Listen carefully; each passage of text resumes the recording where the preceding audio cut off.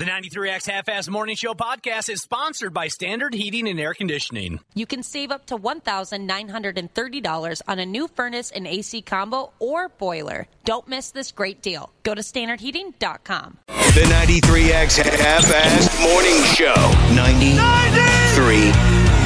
I'm a peanut butter purist. I think there should be creamy and crunchy, and that's about it. Whether you like it crunchy or smooth, go ahead and enjoy some peanut butter today. National Peanut Butter Day. It's not cheating if you spread peanut butter all over your testicles. Our motto was, choosy moms, choose Jip. Choosy moms, not all moms, okay? Let's say maybe your mom who drinks in the afternoon and forgets to pick up your kids from school. If that's the case, by all means, buy Peter Pan. Okay, Peter Pan, come on. Their mascot is a boy who refused to grow up. Maybe he couldn't grow up because he was malnourished. Peter Pan can fly because he has hollow bones. There's no nutrients in Peter. Okay, my friend, it's showtime. Yeah. The halfway mark, huh? Wednesday, welcome to the 93X Half-Ass Morning Show, and thank you very much for listening. Did you get a new hat, Nick? Did I get a new hat, she says. You're very observant. I've been sitting in the studio with him for about an hour. I did not notice. Did I get a new hat, she asked me. Yeah, I did. Thank you for noticing. My goodness. I like that color. You really are off the marijuana. I know, really. I got a new hat. And she said she likes the color on me, Josh. You do look good in, well, any color, but you've got a nice green and white hat on with a kind of a golden emblem on there. I can't tell what that is from here. It's the logo for Colorado State University Athletics. It's a ram. I'm going blind. It's a ram ski. I got this when I went to Colorado. Okay, is this a setup? Why is everyone so interested in me? I know, that was just my first thought. Well, she brought it up. I just wanted to take a look. Is Wappo going to drop from the ceiling and dump an elbow on my skull? That'd actually be really cool. And I'm going to lose the WWE 24/7 belt?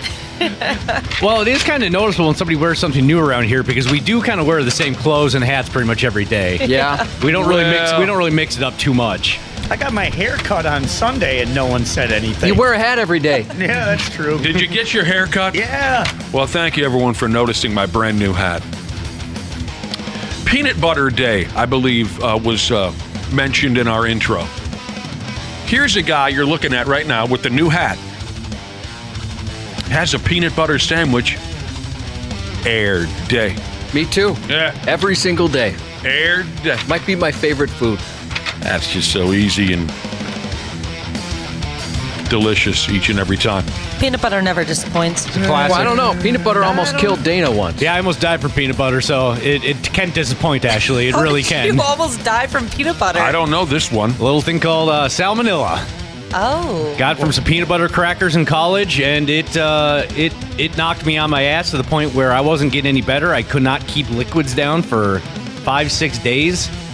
I kept calling the health thing. They're like, yeah, you just got to ride it out, man. You just got to ride it out. My mom eventually took me to the ER, and they're like, it's a good thing you brought him in. His body's close to shutting down. Oh, my gosh. I remember awful. you telling us your when you caught salmonella story, but I didn't remember that it was peanut butter cracker. Peanut butter cracker from a gas station. I remember thinking, too, there's all that, really, really junk food. I go, I'm just going to have a nice peanut butter cracker, something a little more sensible. Oh, God, I've blown through thousands of sleeves of those gas station peanut butter crackers. Those why are would good. Why would you be worried? So you slam that down one day? Right before class, and then a couple days later, just absolutely sick. I won't get into details, but it was the most miserable few days of my life. Are we talking both ends? Oh, yeah. Yeah. And I didn't have the energy to get off the bathroom floor. I was just living on the bathroom floor at my crappy college apartment. That's hilarious. Ashley's had intercourse on a bathroom floor. She has. Yeah, public bathroom, state fair. Probably dirtier than your college apartment bathroom. It probably was. And when your mama brought you into the hospital, they said, this kid's about dead. Yeah, they were like, we got to get you strapped into IV because my body was so dehydrated, they could pinch my skin and it would just stay that way. Oh, that's never good.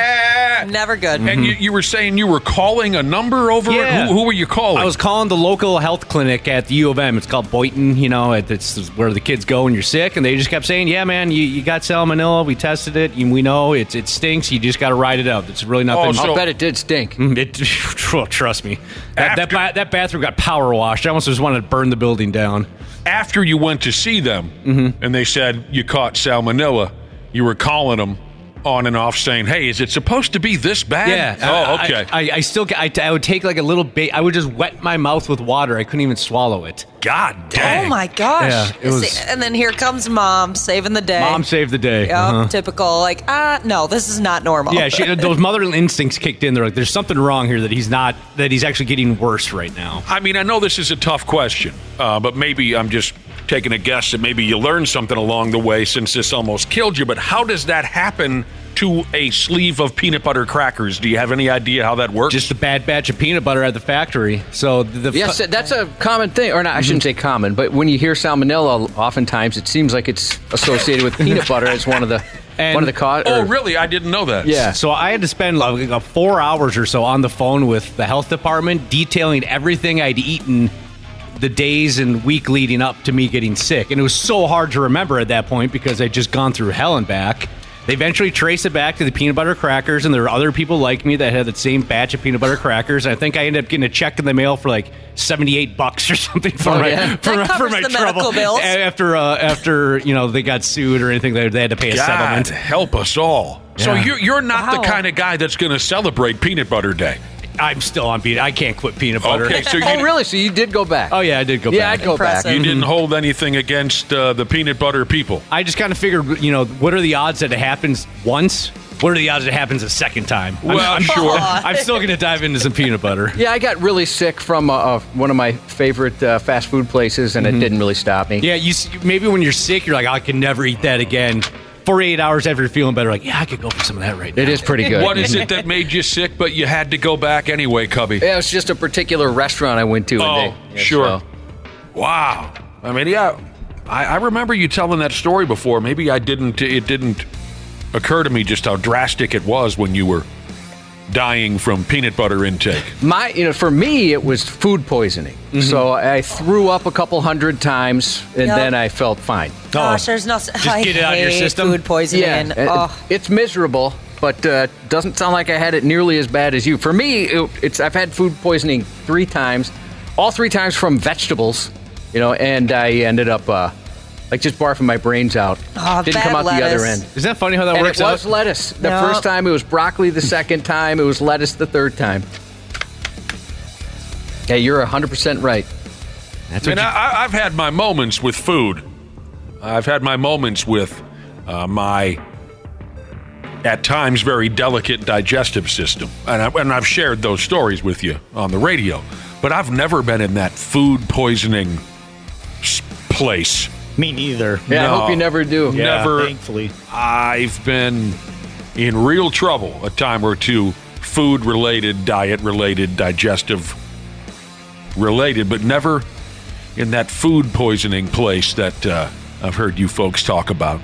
Even thinking about the times I've gotten food poisoning makes my stomach flip a little. The times you've gotten food poisoning. Yeah, I've gotten it twice. And both times have been when I've been working here, so in the last 5 years. And when I've texted Josh... You trying to put the blame on us? No. Or, I know I feel responsible somehow. No, when I've texted Josh, he's like, oh yeah, just throw up like about 102 times, and then after that, you'll be good.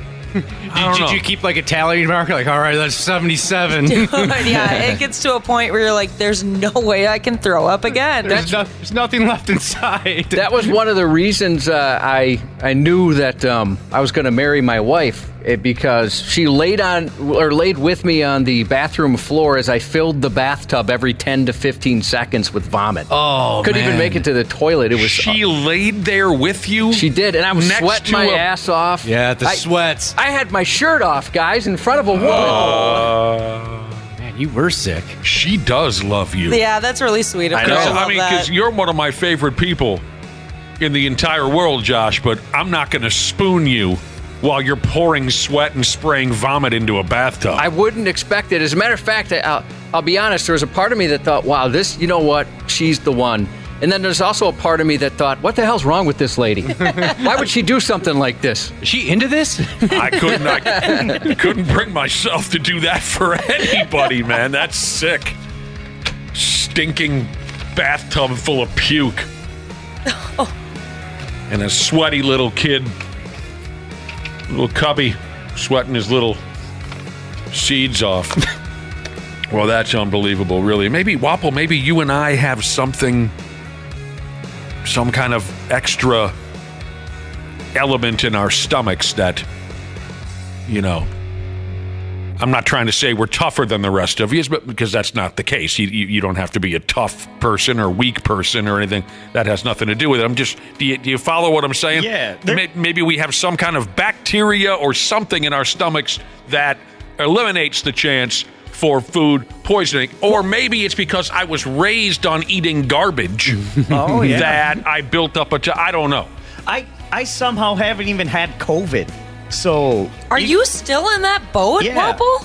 I'm wondering if you've had it. You just didn't know. I had to have had it. Well, although maybe not, because for those years, I mean, we were supposed to test like weekly, right? And and every single time I would test, and it kept coming back negative. Dude, that's impressive. Classic country Jesus. I'm sorry. Something's wrong with me. I'm not getting sick enough. Something's wrong with me. No, you better be careful. They're going to sweep you away to some lab somewhere and study you. You might be the cure. You're going to be sacrificed for everybody else. Really? Classic country Jesus had food poisoning 3 times, all 3 times from lettuce. And the first time it happened, he had to go to the hospital for 3 days. Or, I'm sorry, he went to the hospital 3 days later, and his body was shutting down as well. I didn't know that could happen with food poisoning. I mean, it was bad. It was miserable, but I didn't know that. It's just lack of, I was so dehydrated. You know, your body just gets to a point where...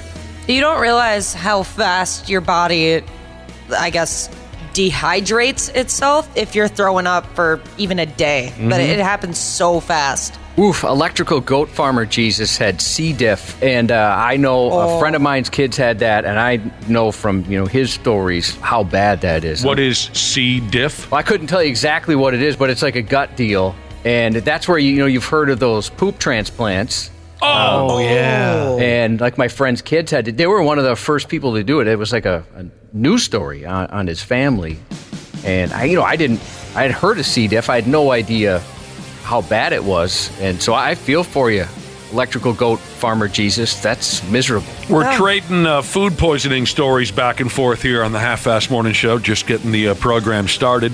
Now, this is the advice of one listener. Take it if you like, leave it if you like. Listener says, and there's no name connected to the message. Our text machine, by the way, 651-989-9393.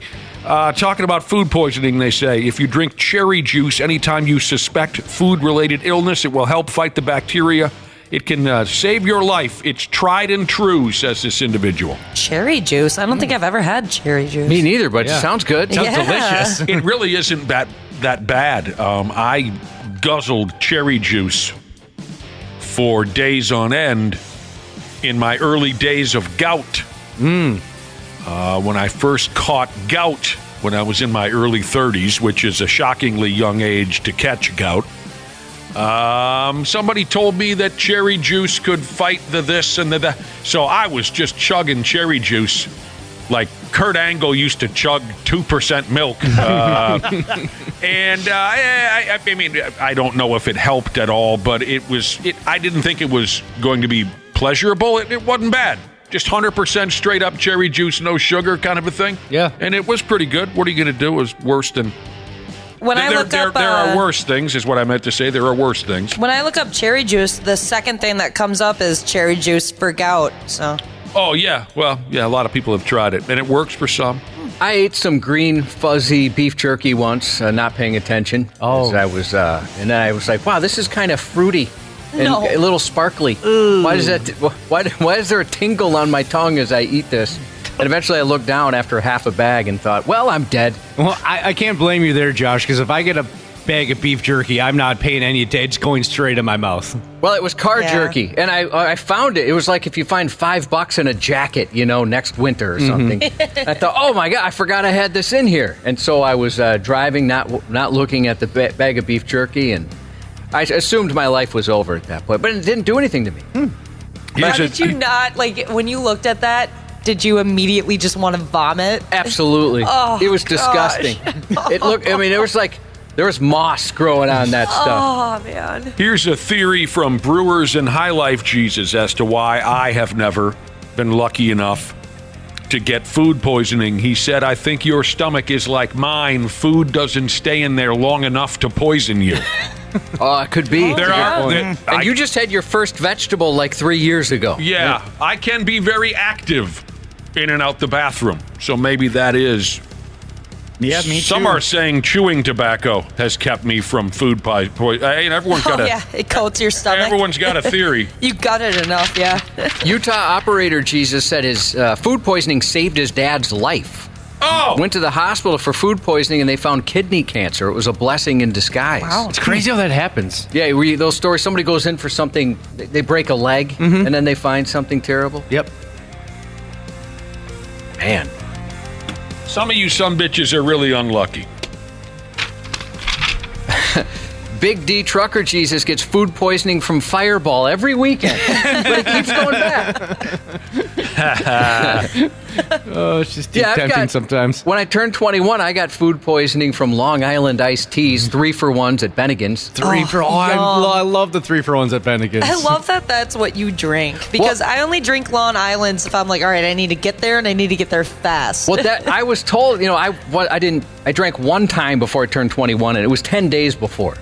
And people were like, okay, this is what I was just listening to the older folks, and they're like, this is what you do. You get Long Island because it's cheaper. You'll get drunk faster. You go to get a 3-for-1, you get drunk faster. You won't have to spend as much money. So it was a money thing more than anything. Oh, yeah, it was a bang for your buck thing in college, exactly. for sure. All right, who's got a laptop?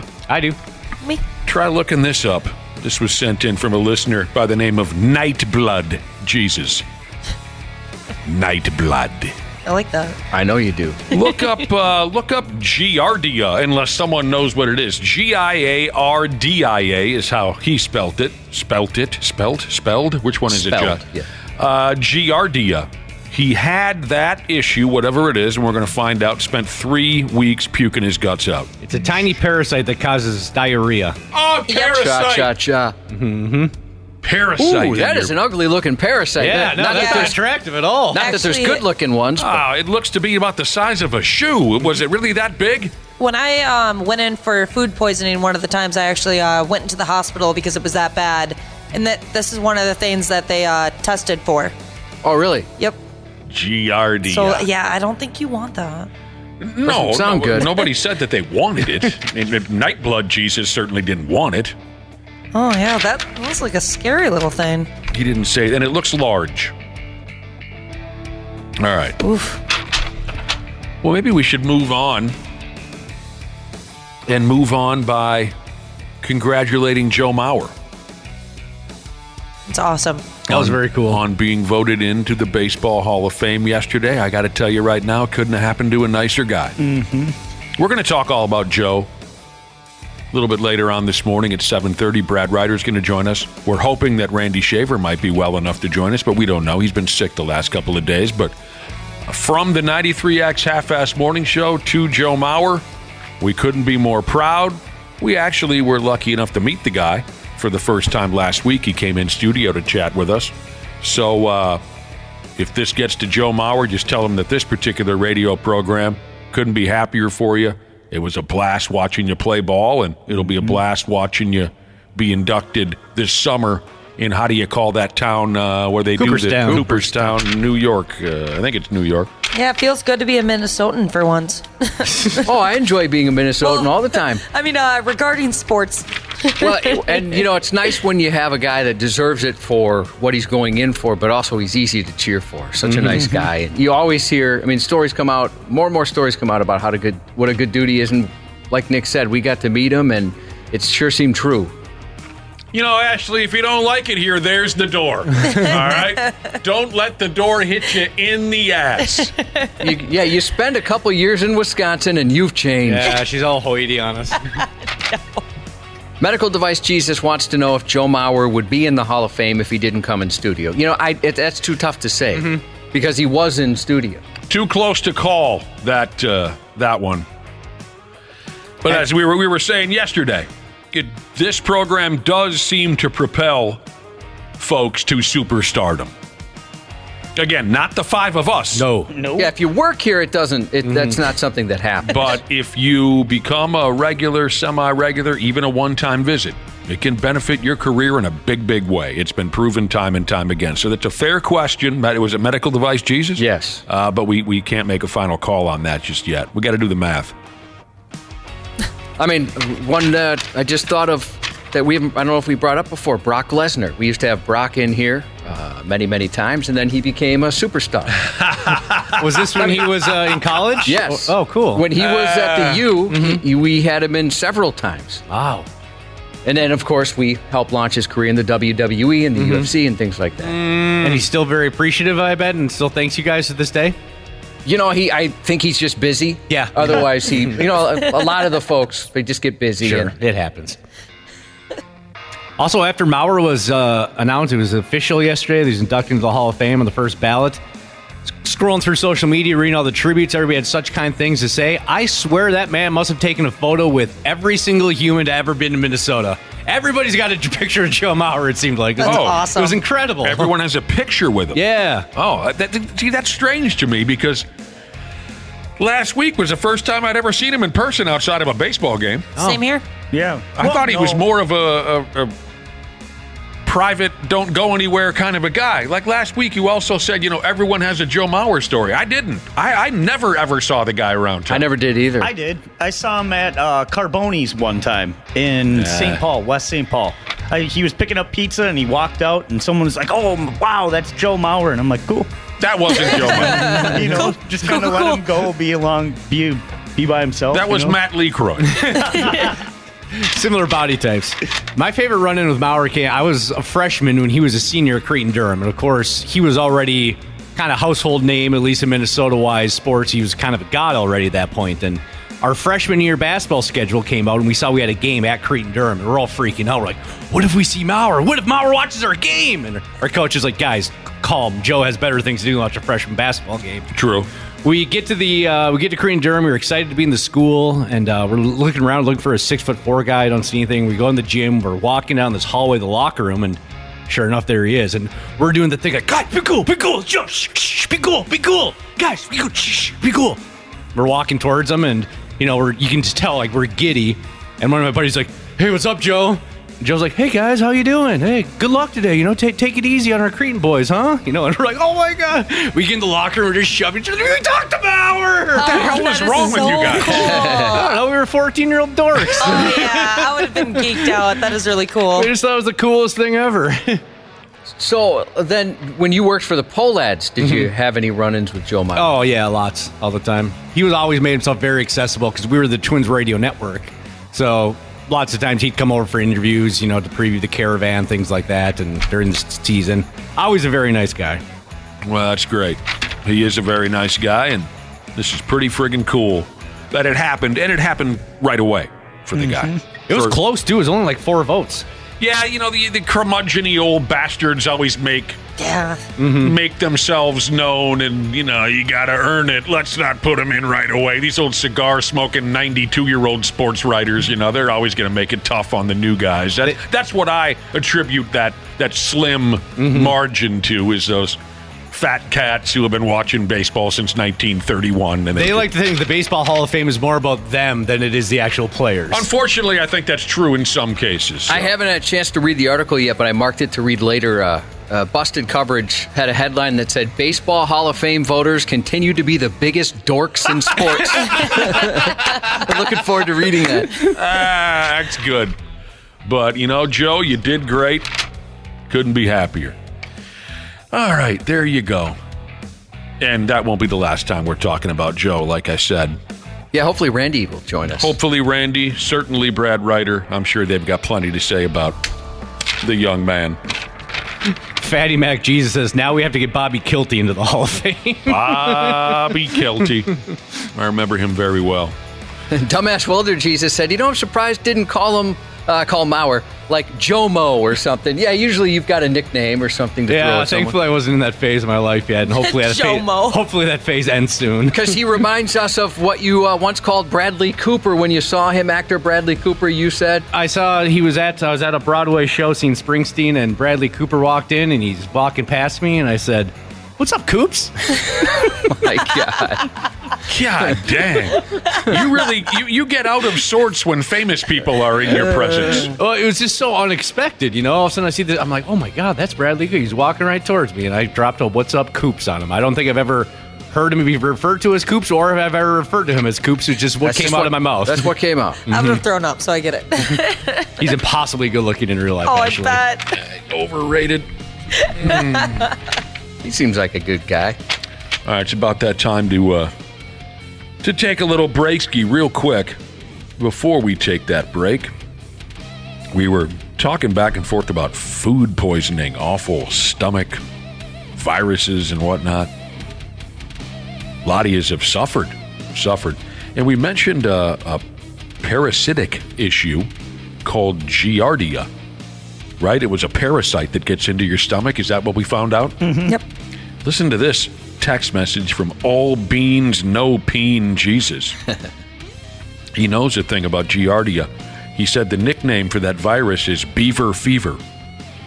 Oh, no. And you can get it by ingesting water from a lake that beavers frequent. Really? Weird. That's really interesting. There was a period of your life where you had familiar. beaver fever, Nick. Oh, man. You ain't kidding. You had the worst case, I'd say, in Hennepin County for a while. I couldn't get enough. Here we go. We'll take that break I was telling you about. We'll be right back on the Half-Assed Morning Show. Half-Assed Morning Show. They're loud, they lose control, they do their little circus act, they're a nuisance. 93X. Our experienced and certified technicians at Standard Heating have been trusted to keep our fellow Minnesotans comfortable and confident for over 90 years. We're ready to do the same for you, providing comfort you deserve since 1930. Standard Heating and Air Conditioning's 94 years of business celebration is going on right now. You can save up to $1,930 on a new furnace and AC combo or boiler. Don't miss this great deal. Go to standardheating.com. What companies deserve your hard-earned dollar? Which would you want to work for?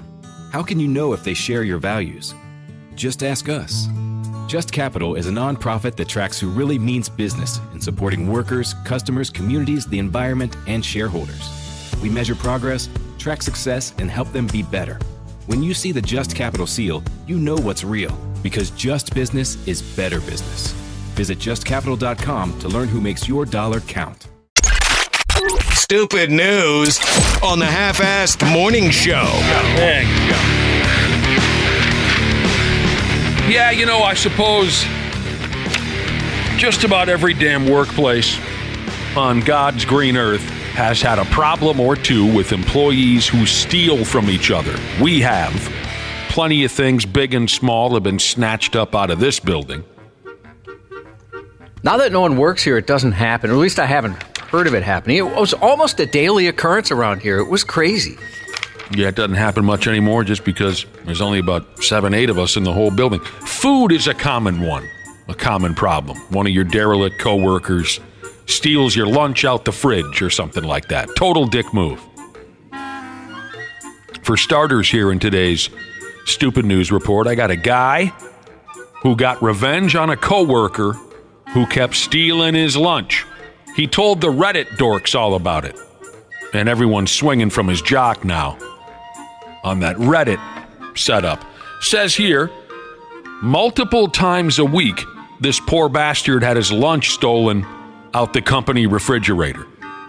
It was happening over and over again. That would make me so violent. He complained to the boss. But since nobody knew who the hell the thief was, there wasn't much that could be done. This dude was beyond pissed and burnt out on this nonsense. One day he went to his yearly checkup at his doctor's office, and he told his doctor about this workplace drama he was dealing with. Just small talk, Dude said, I was bitching to my doctor about my problem at work with the dude stealing my lunches, or whoever stealing my lunches. My doctor smiled at me and said, "So you're constipated then?" And the dude said, "No." He didn't get it at first. And the doctor said, "Yeah, you're constipated." And that's when it dawned on the dude that his doctor had the perfect remedy for a lunch thief. The doctor prescribed the dude a fistful of laxatives, and the plan was underway. Hi, I'm your doctor, Johnny Knoxville. Yeah.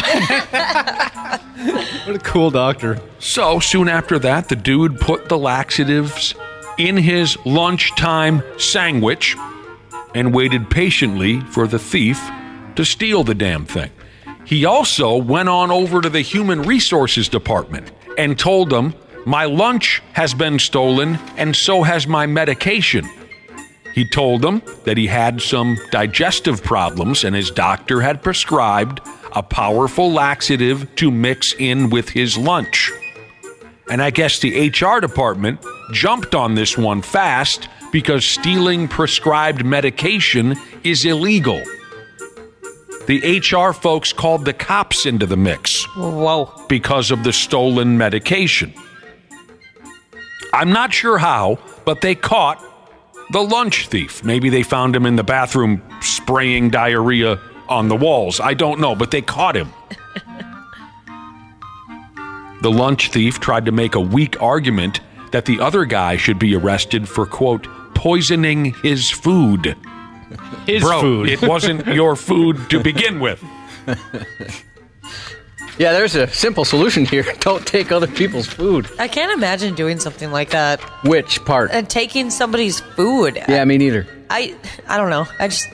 I wouldn't trust it. A friend of mine in For high good reasons.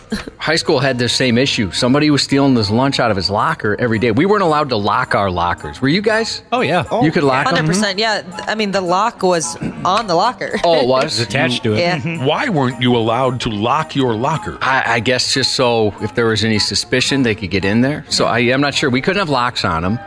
So that was out, right? He couldn't. So he decided to do exactly what this guy did. And this buddy of mine is...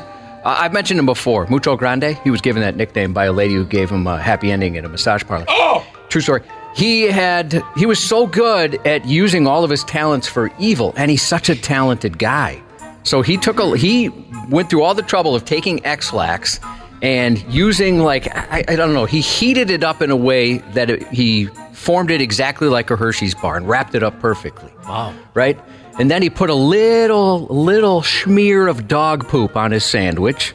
And then he mixed in some urine with some Gatorade and left it in there, and it was gone. So we never had the satisfaction of finding out if anybody ingested any of this stuff, but the assumption is they probably did. Yeah. Because the lunch was never stolen after that. Never once. I love that. I was praying I'd find out who it was and maybe be in the bathroom when it was happening, but we don't know who this mystery lunch stealer was. Well, this particular lunch thief was fired.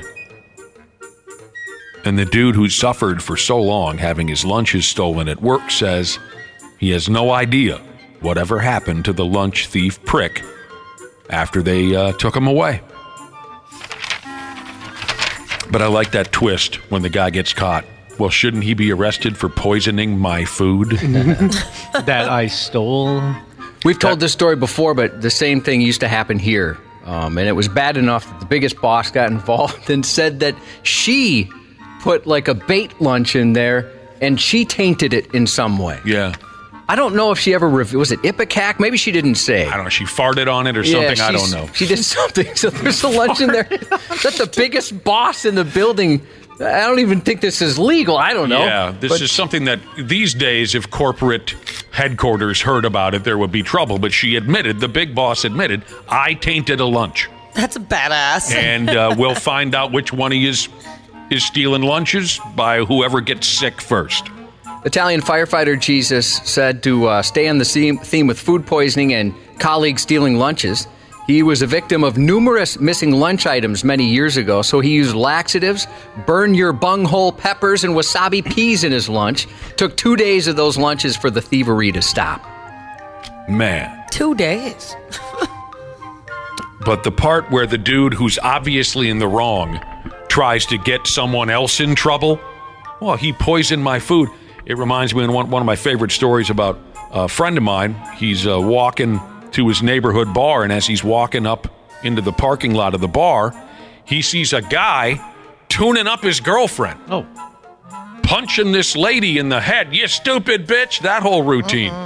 And my buddy steps in and starts fighting the guy. He don't know who these people are, but he saw, well, this isn't right. This guy's tuning up his girlfriend big time. He steps in, and now he's in an all-out fist fight with this complete stranger dude. And the dude starts kicking my buddy's ass. My buddy's now down on his back, and he's getting his ass kicked by this woman beater. And just survival mode, he says to the guy, hey, I'm a cop. And the guy stops beating my buddy up. The real cops pull in, and the cops say, what's going on here? And my buddy says, well, this guy was beating up his girlfriend. The cops look at the girlfriend. She's bleeding she's all busted up. He's obviously in the wrong. And the dude who beat up his girlfriend tries to get my buddy in trouble by saying, he was impersonating a police officer.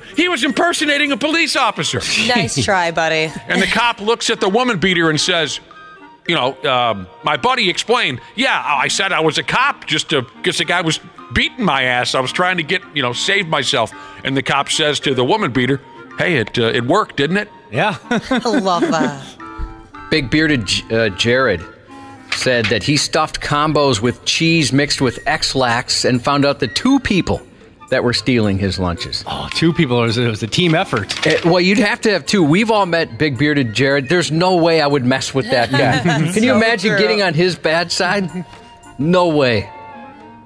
All right, we got another story from Reddit here for you. By God. This ain't news to anybody. A lot of us have just become animals. Animals, I said, Cubby. Yeah, you're right.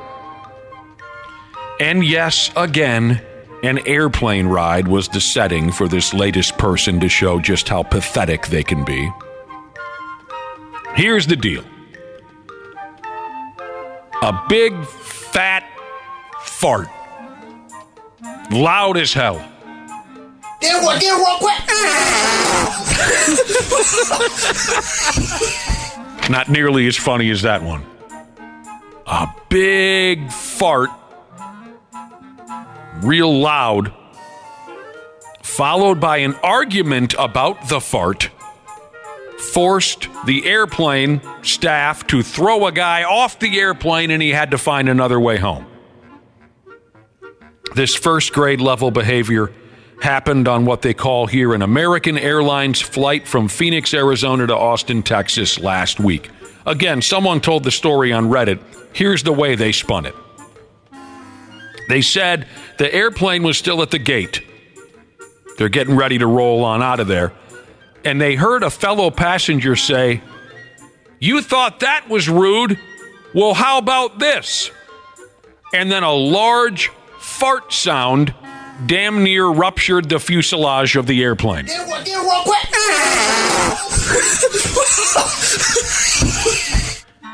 You thought that was rude, the dude says. Well, how about this? And then fart, kind of a thing. The Reddit storyteller said they didn't know much else about the context of the conversation before the thunder fart. That's just what they heard. They did say it was kind of funny to overhear, but it was definitely uncalled for, especially coming from a grown man on an airplane. I could see that. I would see the humor amidst the disgust. Right. But that was far from the end of this nonsense. Now, this is really disgusting. I'm going to have a hard time reading this. I'm going to have a hard time reading it out loud to you. I had a hard time reading it to myself when I first read it. Got the story.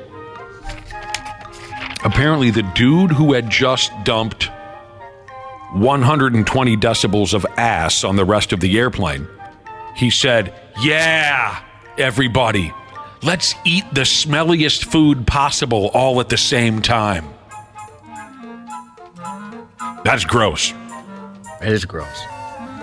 And with that stupid comment, a fartgument busted loose. People started yelling at the farter. He was yelling back. It was a low point in American history. But the hollering and whatnot apparently got so bad that the airplane, which had left the gate at this point and was moving down toward, what do they call that thing, the runway for takeoff, the airplane stopped and returned to the gate to throw the dude with the bubble guts and the big mouth smooth off. The airplane crew decided he needed to go. I wonder if he's the type of guy that would take pride that he got thrown off a flight for farting, or if he'd be embarrassed. I hope the latter. Oh, God, I pray the latter. Something tells me he's the type that's going to brag about it. Yeah, I once got thrown out of a plane for dropping ass. When the airplane crew decided he had to go, the crowd went wild. And the storyteller on Reddit gave praise to American Airlines for the way they dealt with this giant fifth grader who used a fart as a weapon. I mean, to me, it's one thing to be a supposed grown person and to loudly fart like that on purpose to anger strangers, but it's even worse to then get into an argument about a fart. If it were me, I don't think I could ever show my face again. I'd be so ashamed of myself. I don't think I've ever been in an argument about a fart. Yeah. Nick has returned to his old gaseous ways around here, and it's never bothered me. We have fun with it off air, don't we? We just had a little bit of fun off the air. I feel bad about it. I feel bad about it. You shouldn't. Because for decades, I never had any gas issues in this building. Decades. And suddenly now, as soon as I walk in here and sit down with Cubby, it's just a horrible, noisy fart party. I think they're happy toots. You're a happily married man. Your stomach's just expressing joy at your new nuptials. And it's kind of part of the atmosphere around here. You're a very understanding on-air radio partner and life partner. You are. Because I don't know what's wrong with me, but I cannot stop breaking wind once I sit in this chair in the morning. But Josh, tell folks, again, if folks don't know already, tell folks what's special about me. They almost never smell. Almost one out of every 1,000. I mean, really, actually, don't get smart on me about this because I am special. You know that old, I am. You know that old slogan, what do you think, your ass don't stink? Mine doesn't. It doesn't. I don't know what it is, but it doesn't. Sweaty bastard Jesus thinks I have Stockholm syndrome about the farts. No, we just have fun like today. They're perfect sounding. They really are. You know what? Good for you. I appreciate that. They really are. They're manly farts. I just don't want people That's a man that's doing that. I appreciate that. I just don't want anyone to think that I'm sitting over here dosing Cubby all day long with disgusting. They don't smell. Ever. No, and you know the first time today I said, well, hello, old friend. Yes. Yeah. And then he had another one and I said, I see you brought a companion. But it's strange because it never happened. Ever. For the longest, and suddenly now. It did go away for a while. Yeah. I don't know why I thought of this, but, I kind of, growing up, my cousin, we lived together. He's essentially an older brother because we grew up as kids, and I worshipped him. He's the older cousin. Mm-hmm. He was a great athlete. Now he's a cop. He's awesome. He's an awesome guy and very funny dude. And what he used to do when he'd fart is he would twist his right wrist as if he was turning the throttle on a motorcycle, and he could time it out so perfectly. I thought that's some of the greatest comedy I remember as a kid. Any second, I'm like, he's getting on the motorcycle. Here it comes, everybody. And then he twists the wrist and just let it go. Some people in our listening audience are texting in now on this subject of my gas problems here when I get to work. And a lot of them are putting the blame on my friggin' wife. Oh, God. My blood pressure skyrockets.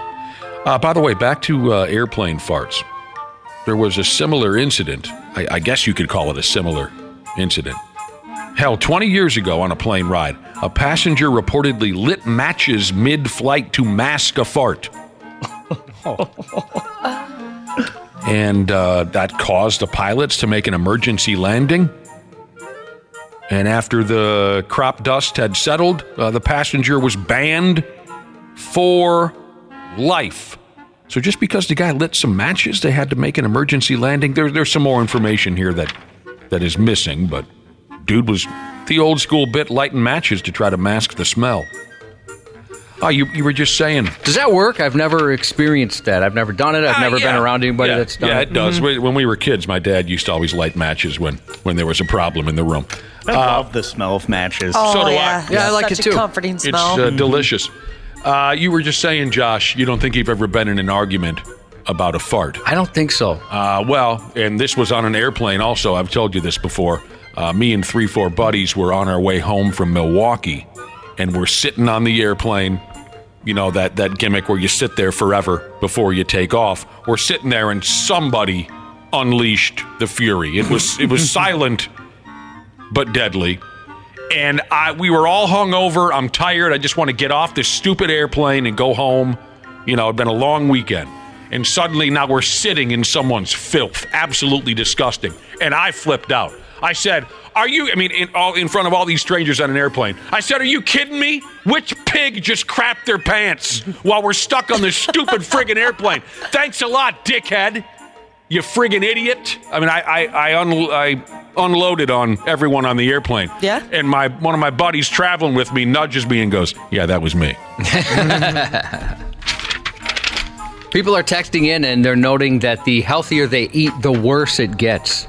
I'm wondering, is that maybe is your wife is she someone who cooks and maybe makes you some healthier foods? Yeah, she cooks, but it ain't anything out of the ordinary healthy. No, I don't know what the problem is. Again, hey, can you stop saying problem? There's no problem. It's just two friends bonding. That's all it is. Over farts. Pardon me? Over farts. The chamber of farts. Do you dare enter the chamber of farts? You know, you guys kind of have a chamber of farts over there. Right? We do, but they don't smell. I'm different. I don't know if they want me to name the company here, so that's why I'm leaving it out. Nordy Jesus. Or he texted in and said at the shop he works at, they've changed the bing bong sound on the intercom. You know, bing bong, here's our announcement. Oh. It is now the Chinese fart sound, and he said it's becoming a problem. I get him. That makes me almost emotional. Yeah. Well, here he has a follow-up. To hear that. So people have been coming up with excuses to page the shop just so they can hear it. Dude. Yeah, guys, we're bringing in Brugger's later today. Will you hire me part-time at that friggin' shop? Because that would be a riot. Oh, and I see people are coming at me now. I hate this. I knew this was going to happen. Better than Dana at Mario Kart. Why does Nick get to fart in studio, but yet I made a rule that no one else can? Because I've been here the longest. Oh, I just texted that back to him. It's a matter of seniority. I said he worked here first. He set the rules. That's right. And you are not better than Dana at anything. Don't ever challenge me on that. And they don't smell. I'm telling you. I'm not making this up. Okay, we got to get... Sorry, one more. Teacher Jesus. Best part, crop dusting a row of kids during a test with the silent but deadly. They all wonder, it's my only joy teaching.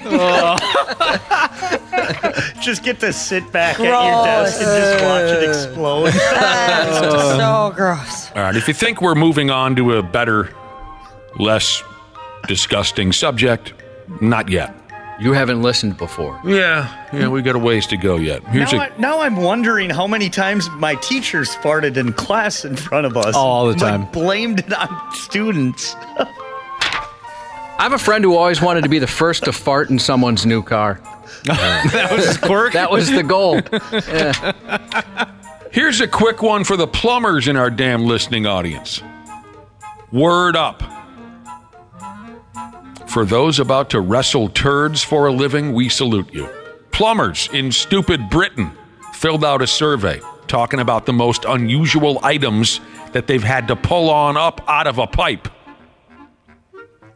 If you're a plumber in our listening audience, if you're like Gary's dad, Al, in the 1985 documentary Weird Science, if you plumb for a living and you've had to pull something interesting up on out of a pipe, text us. 651-989-9393. We'd love to hear it. You know, I have a plumber doing some stuff at my house now. I'll have to ask him. What up, Todd? I'll have to ask him what he's pulled out of he's been doing it for like 40 years. So His I bet name he's got is Todd. It is. Good luck with that. Todd. He's been doing it long enough. I bet he's got a couple of stories. Yeah, I bet he does. Here's what the plumbers in the United Kingdom have had to fist loose from a clogged pipe or two. And we start off hot here. On the list of items that plumbers have pulled out of pipes in the United Kingdom, we start off hot. A 2-man tent. What? What? Who flushes a 2-man tent? What kind of incriminating evidence was on or in that tent? Yeah, no kidding. A 2-man tent. I can't imagine how that's possible. It's not. Someone put a sleeping bag in a drain? A sleeping bag in a drain or a toilet? I don't know where. Legos, rubber ducks, socks, dildos, teeth, bananas, and at one point they found a pipe stuck inside another pipe. What's the pipe doing in the other pipe? Where'd my pipe go? It can't be in the pipe. Despite what the other tradesmen constantly say about you plumbers, I, for one, have the utmost respect for you. By God, I do. But someone's going to have to explain to me the 2-man tent and the sleeping bag. All right, we got an update from Nordy Jesus, who works at a shop where they have changed the intercom noise to the Chinese fart fire. Mm-hmm. He said, so people are making excuses to go over the intercom because it plays that noise first. He said, this just came in over the intercom, Chinese fart noise to start. Mm-hmm. And then somebody said, attention all employees, we've just been brought up on the morning show. That is so awesome. Love them. Maybe every hour on the hour, someone can get on that and tell a joke, or maybe a fun fact for the day. Master Plumber texted the program. He fished out a large pink rubber schlong from a toilet. There was a dildo stuck in the toilet. I think those are accidental flushings or, oh crap, I need to get rid of this schlong flushings. Your guess is as good as anybody else's. Maybe, somebody walked in, they had to get rid of the evidence. I'm guessing the latter. Dumb effing plumber Jesus said he's pulled out pillow stuffing, bed sheets, ID cards, thongs, a wallet, bracelet, and a diamond necklace. That's a great list. Oh, a thong. Yeah, the side piece. Trying to get rid of the evidence again. Sand farmer Jesus said worked in public works, pulled a beach towel out of the lift station. How do you flush that? He asked. I'm telling you, between that and the 2-man tent and the sleeping bag, I gotta find out what was happening there. I need specifics. Or what toilet do you have? Oh, I was toilet shopping, and I saw one that said it can flush a whole rack of pool balls or billiard balls down. Dang. I would have to try it out. Copenhagen Long Cut Jesus says the tent was in a storm drain. Okay, that helps me. That makes more sense. That helps me wrap my head around that. All right, where else? What time is it? Where are we?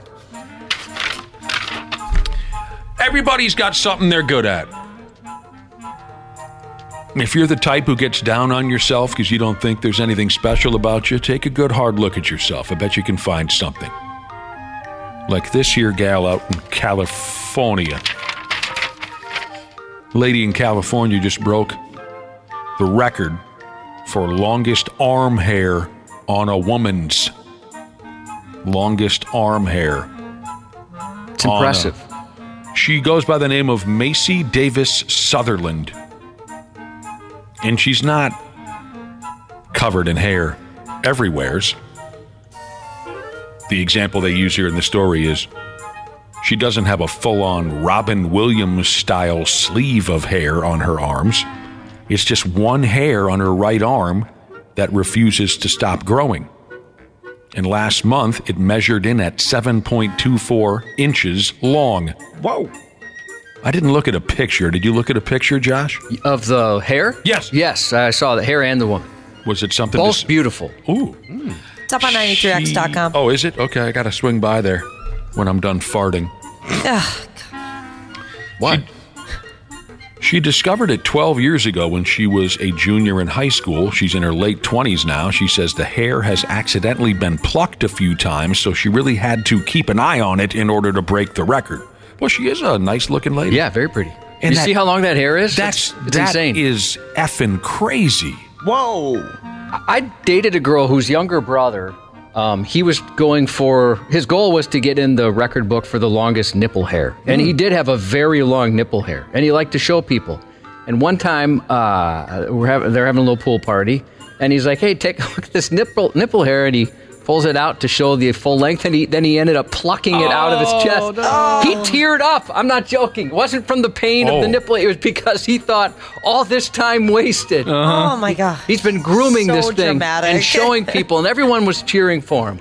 I remember one night decades ago hanging around with bros, getting good and drunk at somebody's house where suddenly a few of my pals got out the tape measure to determine who had the longest nipple hair.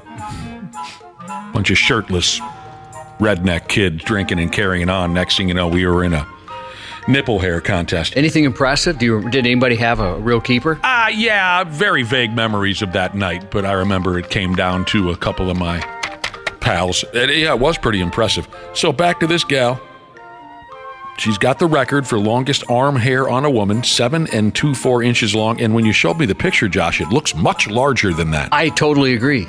It looks way longer than that. Her doctor measured it last year at 5.5 inches, which would have been good enough for the record, but she decided to wait a few more months. And her hope is that no one will ever break her record, at least in the women's division. The record for men is even longer. Back in 20+17, a guy named David Reed, also from California, had an arm hair is how you say it. He had an arm hair that was 8.54 inches long. He said he came forward to claim the record in order to, quote, impress the ladies.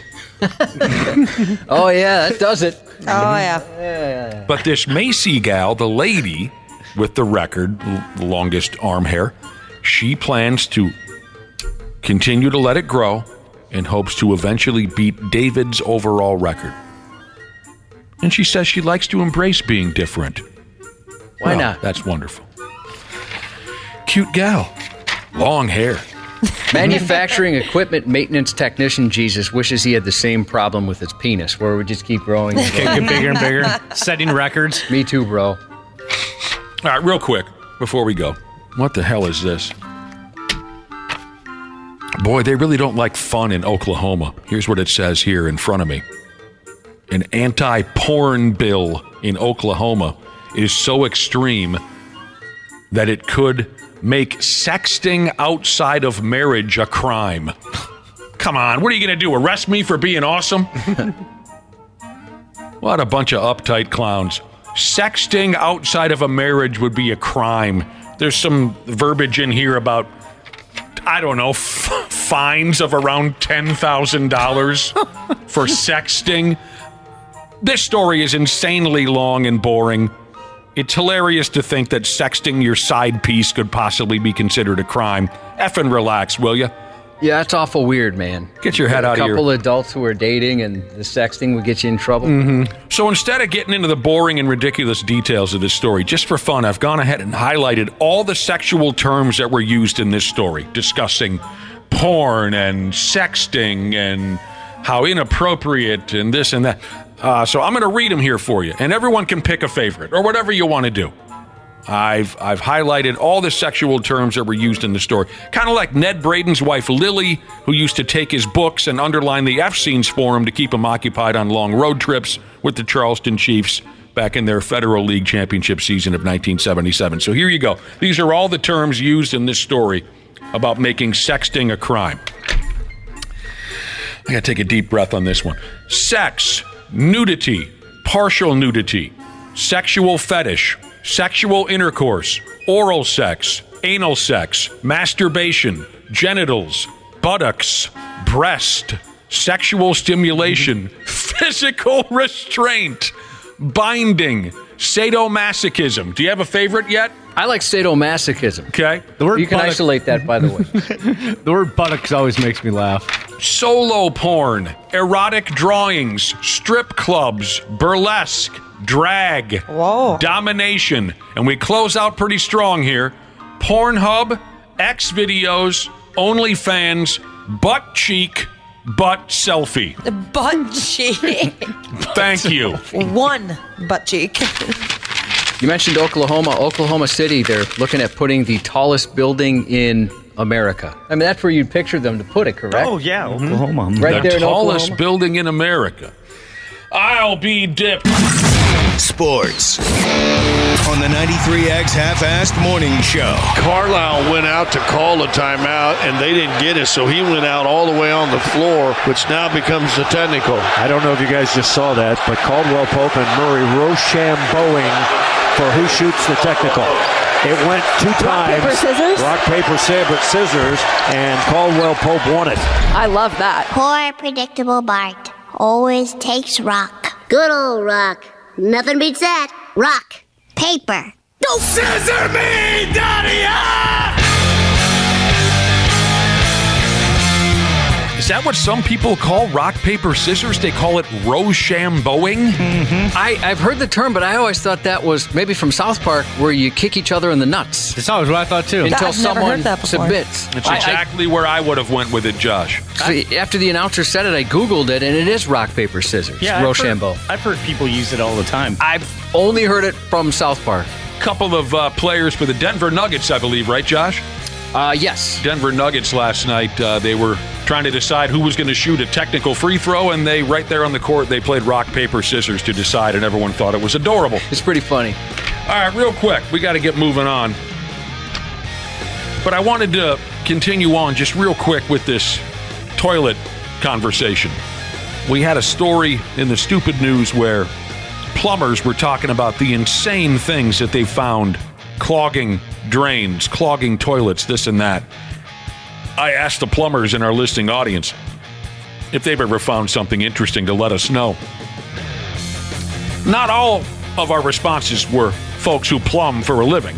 Like here's a listener who says, my daughter soiled herself and thought she could get rid of the evidence by flushing her underwear. No. Some dude's toilet went sideways because someone put a hairbrush down there. Fart Master Jesus. At work once, all the toilets were backed up. Had to call in an emergency plumber. He snaked the line and pulled out a full pair of silk boxers. His theory is some dude must have crapped his drawers at work. Yeah, Gotta be right. Offended Millennial Jesus was a plumber. He pulled a dead cat out of a toilet once. No. Somebody tried to flush a cat. Only for goldfish. Oh! And then I got a few texts saying, what about us folks that handle the biffies, or as Wapple calls them, the porter potties? Sure, we'd love to hear your stories too. I already heard a few of them. Things that have been found in the bottom of a biffy. What do I have here? Pardon me? I said my e-cig that I lost in one once. Heartbreaking. Guns, underwears, bottles, bullets, condoms, a struggling fawn. Hey, Josh and I found a struggling fawn in a porta potty years ago. It was the weirdest thing. At a Vikings tailgate party on Washington Avenue, the biffies were lined up so you could take a squeege before you went in to watch the Vikings get thumped at the old Metrodome. Yeah. And we went in to take a whiz together, and there was a struggling fawn in the bottom of the barrel. We did the right thing. I can't tell if you're telling the truth or not. Well, yeah, we told the fawn, hey, you're going to want to lock this. There's a lot of creeps running around here. You can't trust anybody. Yeah, Nick and I, as we were about to urinate together, we found a different one. In a half hour, when Brad Ryder joins us and possibly Randy Shaver, we'll see. The man hasn't been feeling well lately. We'll, of course, cover the Joe Mauer stuff. I want to wait till the other boys are with us to talk about Joe Mauer. What a great accomplishment yesterday.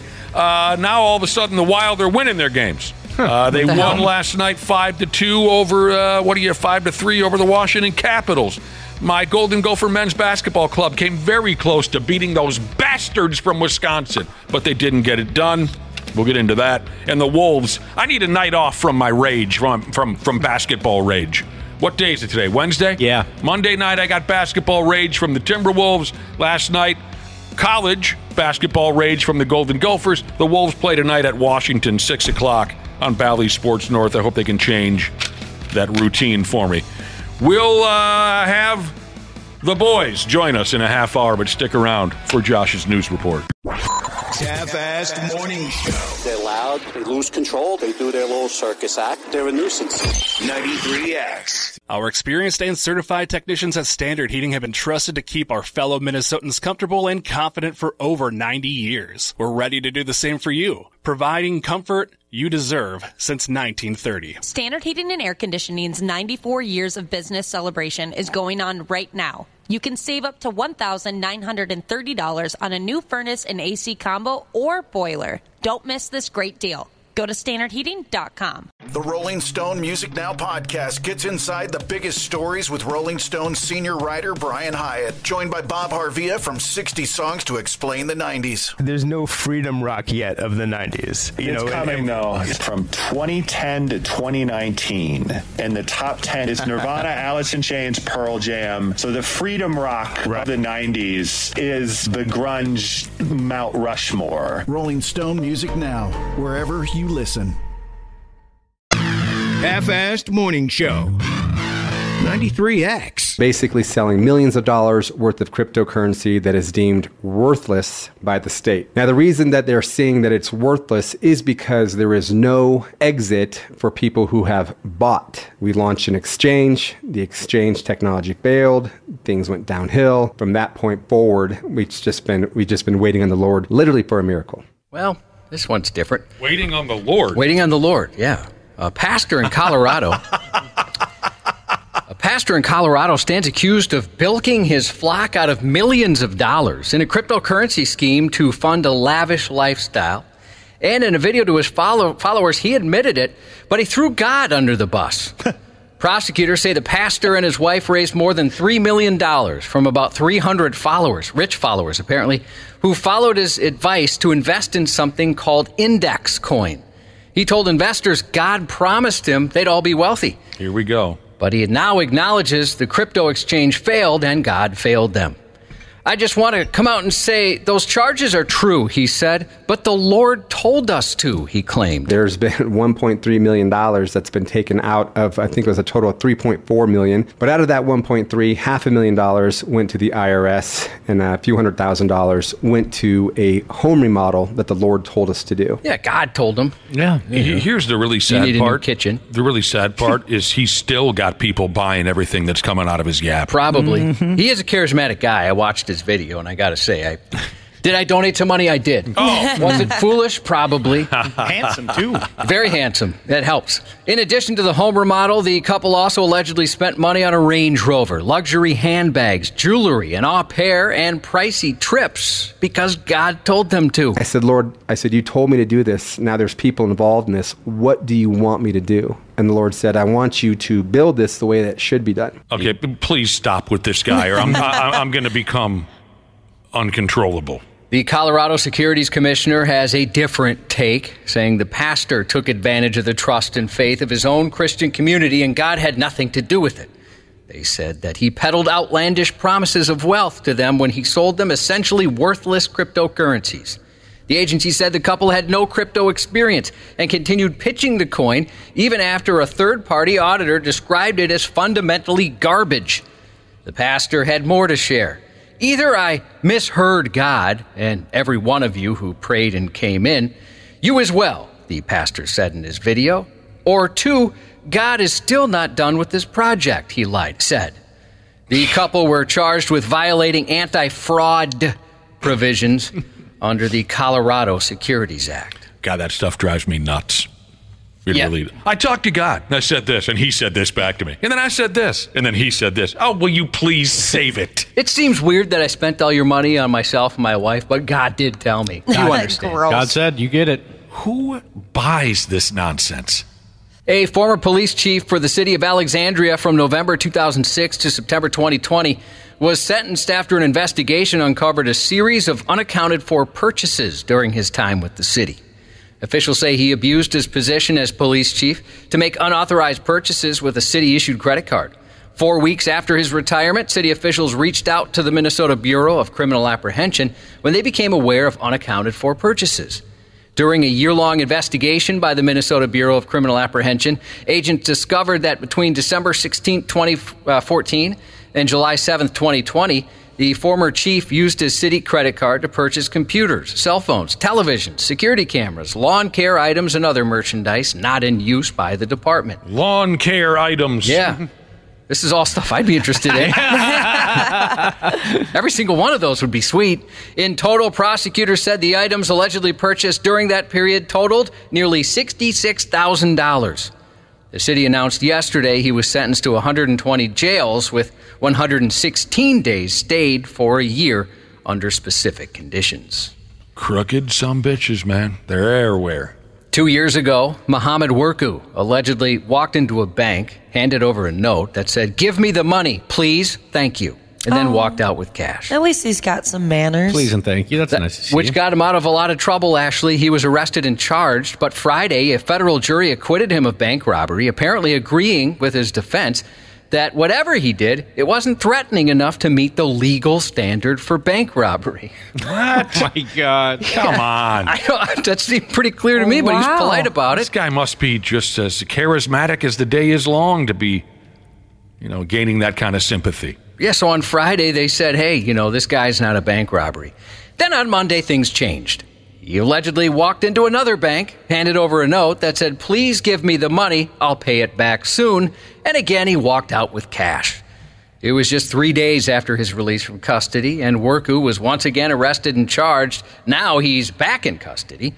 He was arrested about half a mile away, and in his pockets were green gloves, a blue surgical mask, and a green hat, all matching the banker's description of the robber's clothes. And he had more than $1,800 on him, as well as federal custody paperwork with his name on it still in his pocket. He now faces 2 new counts, bank robbery, the same as his last charge, as well as bank theft, for which prosecutors aren't required to prove that he intimidated anyone this time. This guy is, he's cute. He's cute like that. A man was injured over the weekend when his gun accidentally went off inside a Costco. The incident occurred about 1 p.m. Sunday in New Jersey. The undoubtedly embarrassed man sustained a non-life-threatening injury, an official statement read. It's unclear if the man required medical treatment, but police say the incident is under investigation. Jeez. Just trying to go to Costco and get some samples and some guy's gun's going off. Yep. It could have done some real damage. Luckily, it didn't. As a executive member of Costco, we get 2 gunshots a year. Is that it? Yeah. They'll allow us to 2 free gunshots. That's nice that they have a little leeway there. The Hennepin County Sheriff's Office made a rare discovery while it conducted a search warrant on a Minneapolis home, a rocket-propelled grenade launcher. It's not a big deal. Authorities said, I'm going to need one of those as well. Authorities said a fugitive and firearms investigation led to the discovery of the suspected RPG-7, which was determined to be an inert round, luckily, meaning it wasn't an active explosive. Deputies also found 2 handguns, one of them modified, and a quantity of fentanyl powder. 2 men were arrested at the home, and the Hennepin County Sheriff's Violent Offender Task Force is continuing to investigate. A rocket launcher? Yeah, I guess so. Sweet. Oh, man. A Washington State man's been arrested for assault after he allegedly hit another man in the head with a pitchfork during a fight about goats. No way. Deputies responded to reports of an assault just before 5 p.m. Thursday. 2 men were working in a barn together when they got into a fight over goats. A 39-year-old grabbed a pitchfork in the middle of the fight, but the other punched the pitchfork-wielding man in the face in self-defense. The suspect, though, was able to hit the 27-year-old man in the head with the pitchfork, deputies said. The unarmed man's brother, who was working in the barn's nearby milk room, overheard the commotion and broke it up, disarming the man with the pitchfork. The suspect then ran off. Cops found the wounded man sitting on a couch with a bloody towel held to his head. He said he was unsure if he was stabbed by the pitchfork or just hit with it. It just happened so fast. Yeah, so they took him to the hospital to have his head treated. Shortly after, deputies used a police dog to track down the suspect. That's such a typical, country boy story. That's a typical story? And the other one was over there, in the milk room. Yeah, I'd like to hear the one guy's statement. Well, you see, I was in the milk room and I heard a commotion. I'll take every last one of you sumbitches to the milk room. An Alabama woman is accused of falsely reporting a burglary when in fact she was just afraid of some bad weather and wanted someone to come to her house. Oh, wow. Is that your mother? Yeah, I know. I thought of my mom right away. My mom is terrified of storms. Terrified. Oh, man. A friend of mine's aunt whenever a snowstorm, severe thunderstorm is headed our way, she's on Facebook. How do you call it again? Facebook? Facebook, warning every last one of us. Yeah, my mom is the same way. Very concerned about the weather. Very concerned. It can be a watch, just a watch, and she'll make sure everybody knows. She call you on the phone, tell you about it? Absolutely. Good. Police say 39-year-old Kelly Ginabera called 911 January 9th and said a burglary was in progress at her home. But when officers arrived, they realized there wasn't a burglary in progress. It was then the woman reportedly told officers she wanted to get them to respond to her residence quicker due to being scared of bad weather. Well, that's too bad. That is too bad she feels that way. They weren't happy about it, though. No. The storm that passed through was mostly just heavy rain drenching the area. She's now charged with one count of making a false report to law enforcement. That sucks. Yeah, young gal, too, A 20-year-old driving his dad's Camaro was clocked at 199 miles per hour in a 70. He had a camera set up in back to record Instagram videos, as people do. Yeah. A street takeover was discovered when 911 callers reported a large number of cars converging around 1 a.m. Sunday near an intersection on the Florida Turnpike. A deputy saw the 2016 Camaro and another car start racing, officials said. Additional deputies swarmed the site and the Camaro was stopped. The driver and his 19-year-old passenger were arrested and charged with racing on a highway. The vehicle was registered to the driver's father, who came to the scene pissed off. Investigators didn't say if the son had permission to use the Camaro. The Orange County Sheriff's Office reports illegal street race investigations resulted in 157 arrests, 1,290 citations, and 54 seized vehicles in 2023. Oof. Rich kid looking to get himself and everyone else killed on the road for Instagram. That's cute. 199. Dang. Earlier this month, Wallet Hub released its rankings of the best and worst states to drive in for 2024, comparing all 50 states using key indicators of a positive commute. Some of the indicators included average gas prices, rush hour traffic congestion, and road quality. Our southern neighbor took the top spot as the best place to drive. Iowa was graded particularly well when it comes to the cost of ownership and maintenance, as well as traffic and infrastructure. In addition, Iowa drivers tend to have short commutes at less than 20 minutes on average. Is that right? Yeah. Georgia and Kansas follow Iowa in the rankings as second and third as far as the best states to drive in, respectively. Wisconsin had a not-too-bad ranking at number 15. North Dakota even better at 10. South Dakota just a bit worse at 24. Minnesota landed right in the middle of the rankings at number 25 overall. According to Wallet Hub's data, Minnesota's score suffered most when it came to the traffic and congestion rating at number 38. The ranking had Minnesota the 18th best state for cost and ownership and maintenance, 19th for access to vehicles and maintenance, and 25th for safety. The worst state to drive in is Hawaii, despite being the 8th safest place to drive. It's odd. Hawaii was followed by Washington and Delaware. The 4th annual Name a Snowplow contest is now open for voting. God. Come on, it's fun. I love it. The Minnesota Department of Transportation announced the top name submissions that could become new MnDOT snowplow names and new names for each MnDOT district. The public can vote for their favorite, witty, unique, or winter-themed name through January 28th. According to a press release, MnDOT received more than 8,000 snowplow name submissions in December. Staff reviewed those suggestions and selected 50 finalists for public voting. Throughout previous years, 24 named snowplows have been selected through contest voting. Here's a few samples of what you can vote on. Alice Scooper, Best in Snow, Beyond Sleigh, Clark W. Bliswald, Fast and Furious. Oh, hell yeah. Oh, Snow, You Didn't, and You're Killing Me, Squalls. A list of finalist names and where to vote, up to 8 selections, is found on 93x.com. Winning names will be announced later this month. Who are you voting for, Cubby? Of those? Yeah. Well, boy, I don't know.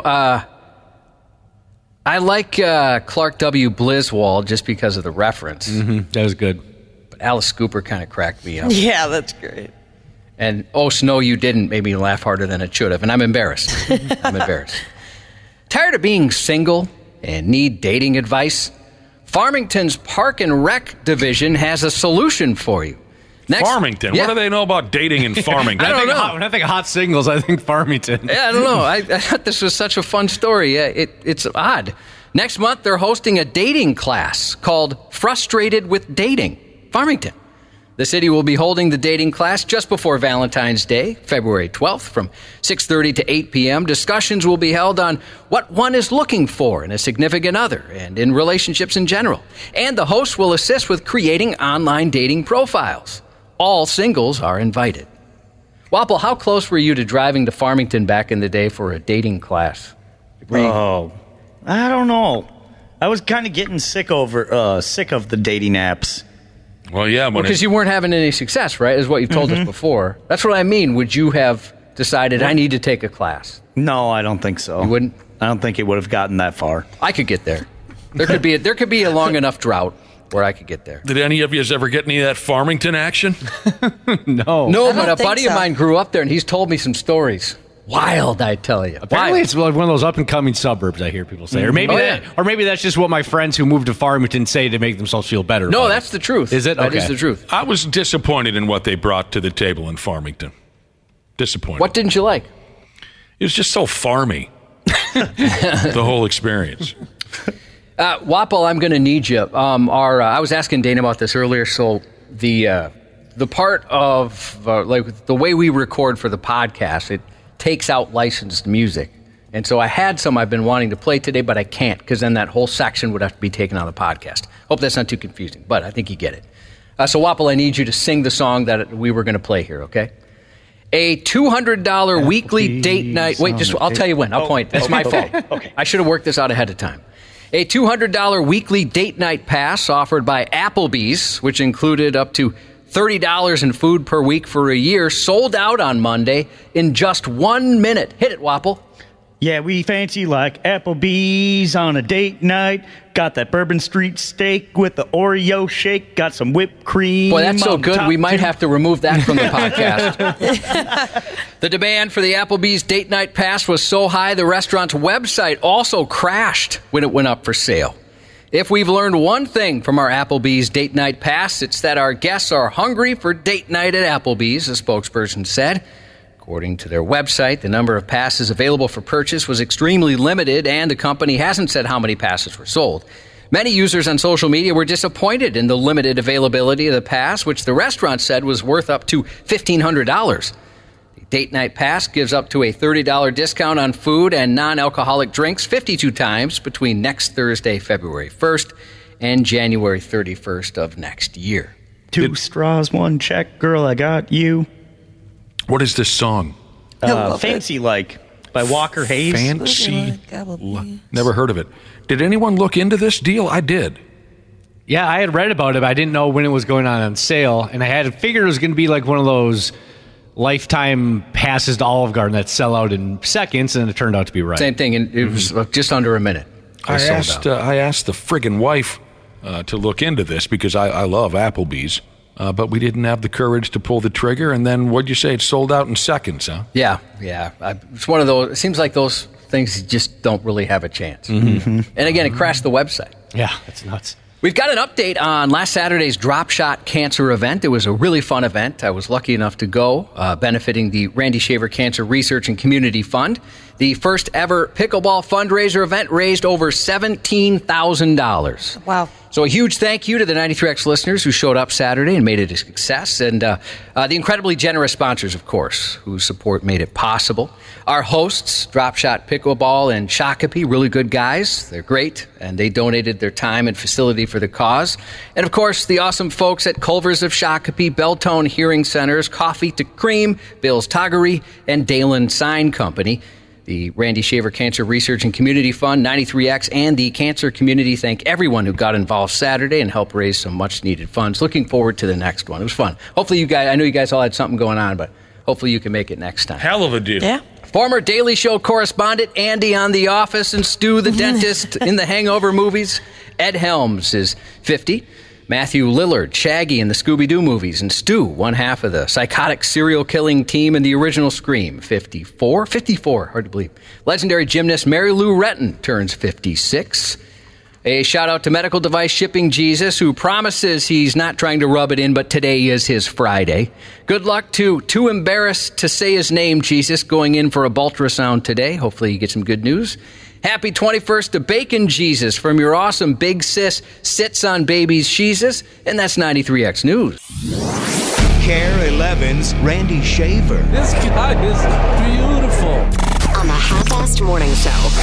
Hey, buddy, on behalf of myself and your former teammates, everybody that got to know you real well, congratulations. This is well-deserved. You're a true first ballot Hall of Famer. You were a tremendous teammate. You know, it was truly an honor to watch you work. You were the best at your position. You were the best at what you did. And really, you know, I was tearing up today when I got the news. I appreciate it, brother. And because of guys like you and the teammates that we had, that environment is why I'm here today. And I can't wait to thank you guys and see you in person and celebrate.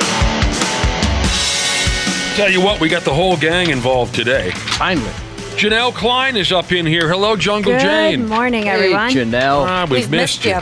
I missed you guys. It's been a couple weeks here. It's a gut-wrenching, terrible thing when Jungle Jane isn't around. Brad Ryder is with us. Hello, Brad. Yep, good morning. Hey. Brad's been a mainstay all week. There's Brad Ryder. And Randy Shaver is apparently feeling better. Yes, I'm back. You sound way better, that's for sure. Thank you, Josh. You're sick for a few days. Was it food poisoning?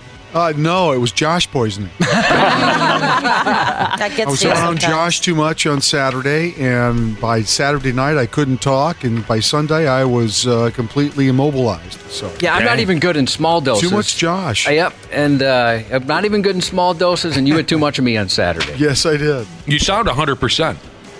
I feel pretty close to 100%. That's it's good to taken hear. me about 3 days to get there, but yeah. Josh loses his voice whenever we have radio station events, social events. It's Sure. true. It's true because Pretty much every time. he can't stop talking. It happens. And he loses his voice. My voice gives out. I have a weak voice. Was that part of the problem at the event, Randy? You were jaw-jacking so much? No, I was starting to feel sick prior to that, or at least feeling like I was losing my voice prior to that. And so it didn't take a whole heck of a lot on Saturday in order for me to lose it. So. You know what it was, Janelle? It was because you and I weren't there. That has to be it. He just went into depression. He just couldn't for take a few it. days. Yeah. That's what happened, Brad. Yeah. I was depressed because I didn't see you. Right. That was a lot of fun, though. Thanks Which for is putting it. funny. That happens every weekend. I never see you, but this weekend in particular, it just happened. It really got to you. That was a fun event, Randy. I appreciate you guys putting that thanks. Yeah, I heard you say that it was a little over 17, and that's a great number to start with, and hopefully we'll make something like that an annual event, maybe multiples during the winter, because everybody's playing. These places are popping up everywhere, so it was fun. on. My stepdaughter won Best Dressed. I saw she took a photo with you and that. She had, and there was a few people. I didn't see some of the other Best Dressed ones. Each particular bracket had a Best Dressed. Should be an asterisk next to your stepdaughter's Best Dressed award, because if I would have shown up, that never would have happened. Well, you weren't there. I know that, Josh, you were around in the morning, which was the beginner bracket, but if you had stuck around for the afternoon and saw some of the, what I guess we called intermediate, I'm telling you, unbelievable hand-eye coordination skills from some of these people that I watched in the afternoon. Again, put an asterisk in there. Well, Nick, I've played against you. You and I would have no chance against those people. They were unbelievably good. Even in the beginner's bracket, Dr. P, who was there, and he's... and his partner was really good. Yeah, that's what he had mentioned, that he brought a ringer. He was in the intermediate bracket. He told me, as he's watching some of these beginners going, I don't know if some of these are beginners. There are some really good players all the way through. Friggin' pickleball. Yeah, it was fun. Folks are just straight up hooked on it. Yeah. Well, Randy Shaver is back. Our listening audience is excited. Not as excited as they are to hear Janelle on the air again, but they're pretty excited. And what can we all say about Joe Mauer after what he accomplished yesterday? Yeah, he's made all of Minnesota very proud. I will say this.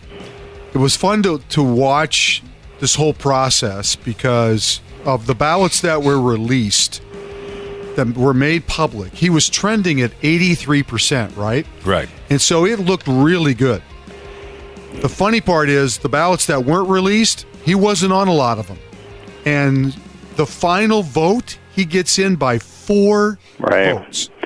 So that release of all those ballots ahead of time, I think gave everybody this hope that, oh my gosh, he's a slam dunk, he's going to get in. And he barely got in. Well, I think the people who release votes more than likely are people who vote for a lot of people.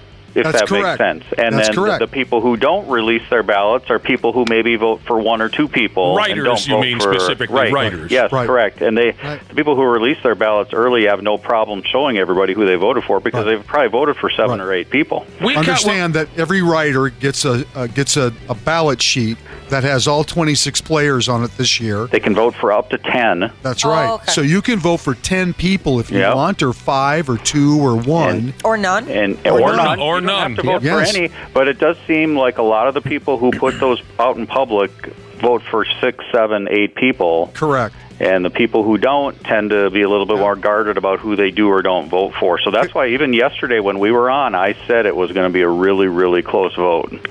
Our theory, we talked about this earlier this morning. Our theory was those folks who were hanging on to their ballots were those big, fat, old-timer, know-it-all, stubborn sumbitches that just don't like to give a lot of credit to anybody other than themselves. You know what? You're not far from the truth. No, you're Guys. not.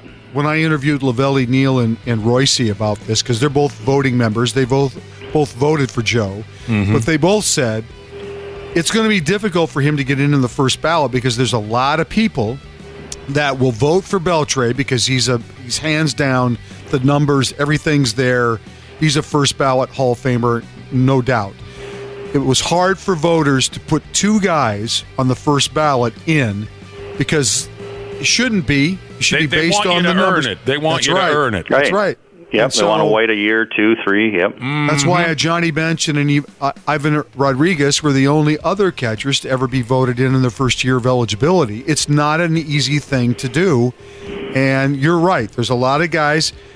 Lavelle said something to me like there's a lot of guys that are, I forget the word he Drunk used. with power? No, that wasn't it. But just that they were picky, right? They were picky. And so some of those guys think they're bigger than the game itself because they write about it. I wasn't surprised that Joe got in yesterday, but I couldn't wait to see what the final tally was. And when he finished third between the 3 that got in, and it was only by 4 votes, I was like, holy cow. I mean, that's pretty close. I think a lot of those guys who maybe didn't vote for him, if you ask them, they'd say, "Oh yeah, we'll vote for him next year, or we'll vote for him the year after." Right. But that theory is true. I can't even imagine the feeling that Joe had yesterday when he got the phone call. I believe it was from Jack Morris, was it not?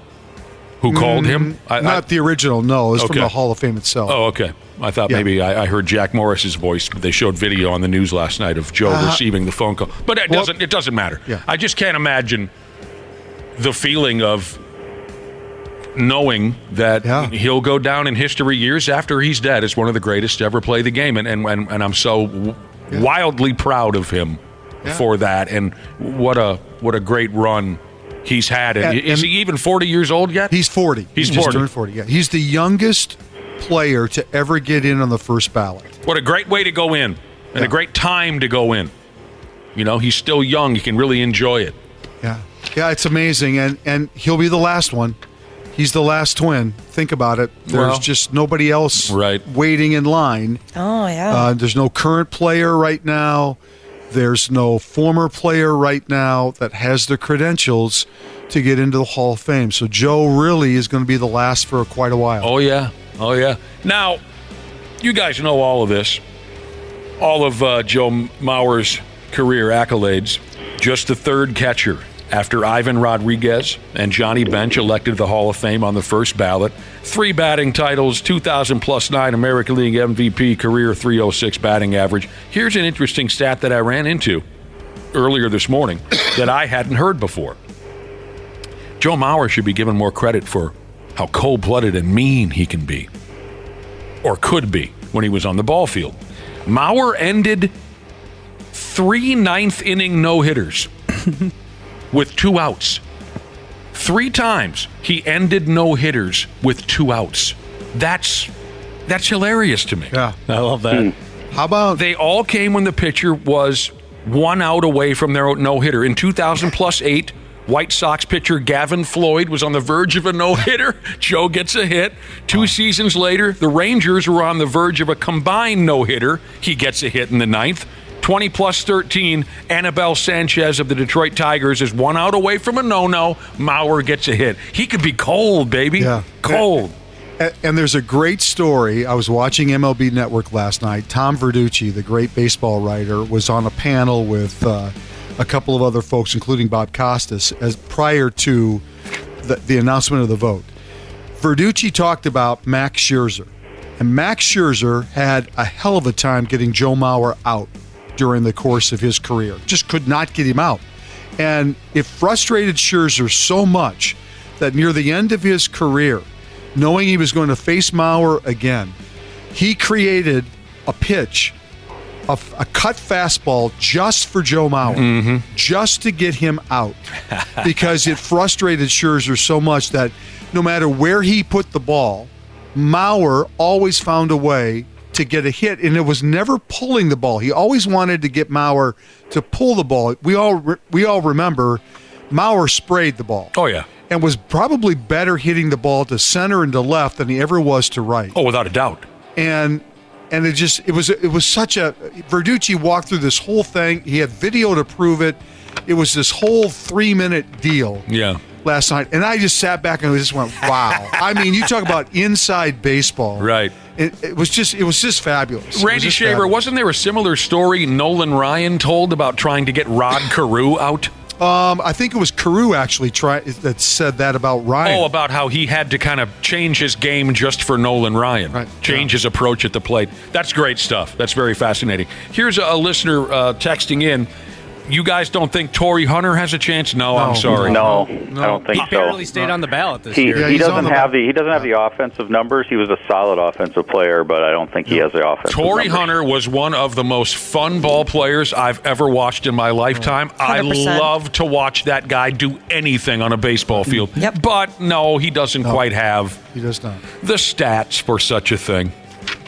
And what's interesting about a guy like Beltre last night, and they talked about this quite a bit, is that his first 10 years of his career, he was a better than average player, but he wasn't a Hall of Fame guy. He actually it wasn't until the illegal substances. Well, I'm kidding. Not for him. I'm totally kidding. But the last 9 years of his career were incredibly efficient seasons where he raised his numbers over 3,000 hits, over all the barriers. Oh God! Sorry, all the barriers that you need to get to. Yeah.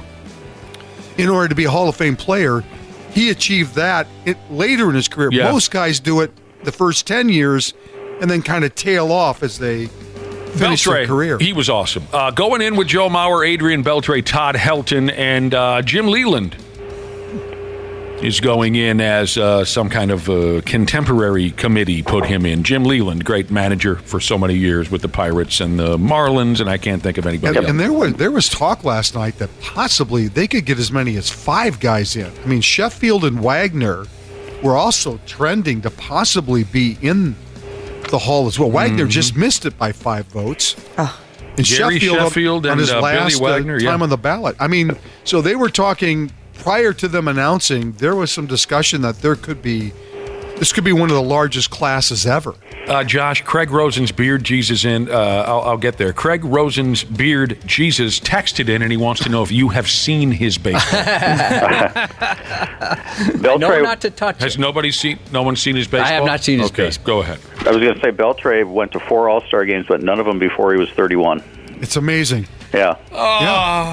It's going to be a great day in July, right? End of July. July 21. Anyone planning on going out there? I wish. Let's do a half-ass morning show party bus, 17 hours to Cooperstown. Oh, that'd be sweet. Christ almighty. What do you mean by that? Can I tell you something? You got a toilet on the bus? It would be worth your time. Oh, I bet it'll be a riot. If you are a baseball fan, there's nothing better than Hall of Fame weekend in Cooperstown. I mean, I sort of half-ass brought it up to a couple of my buddies at the bar a couple nights ago. I said, Mauer, would you want to go out there? Nick, we didn't really get into the conversation. Yes, Nick, Randy.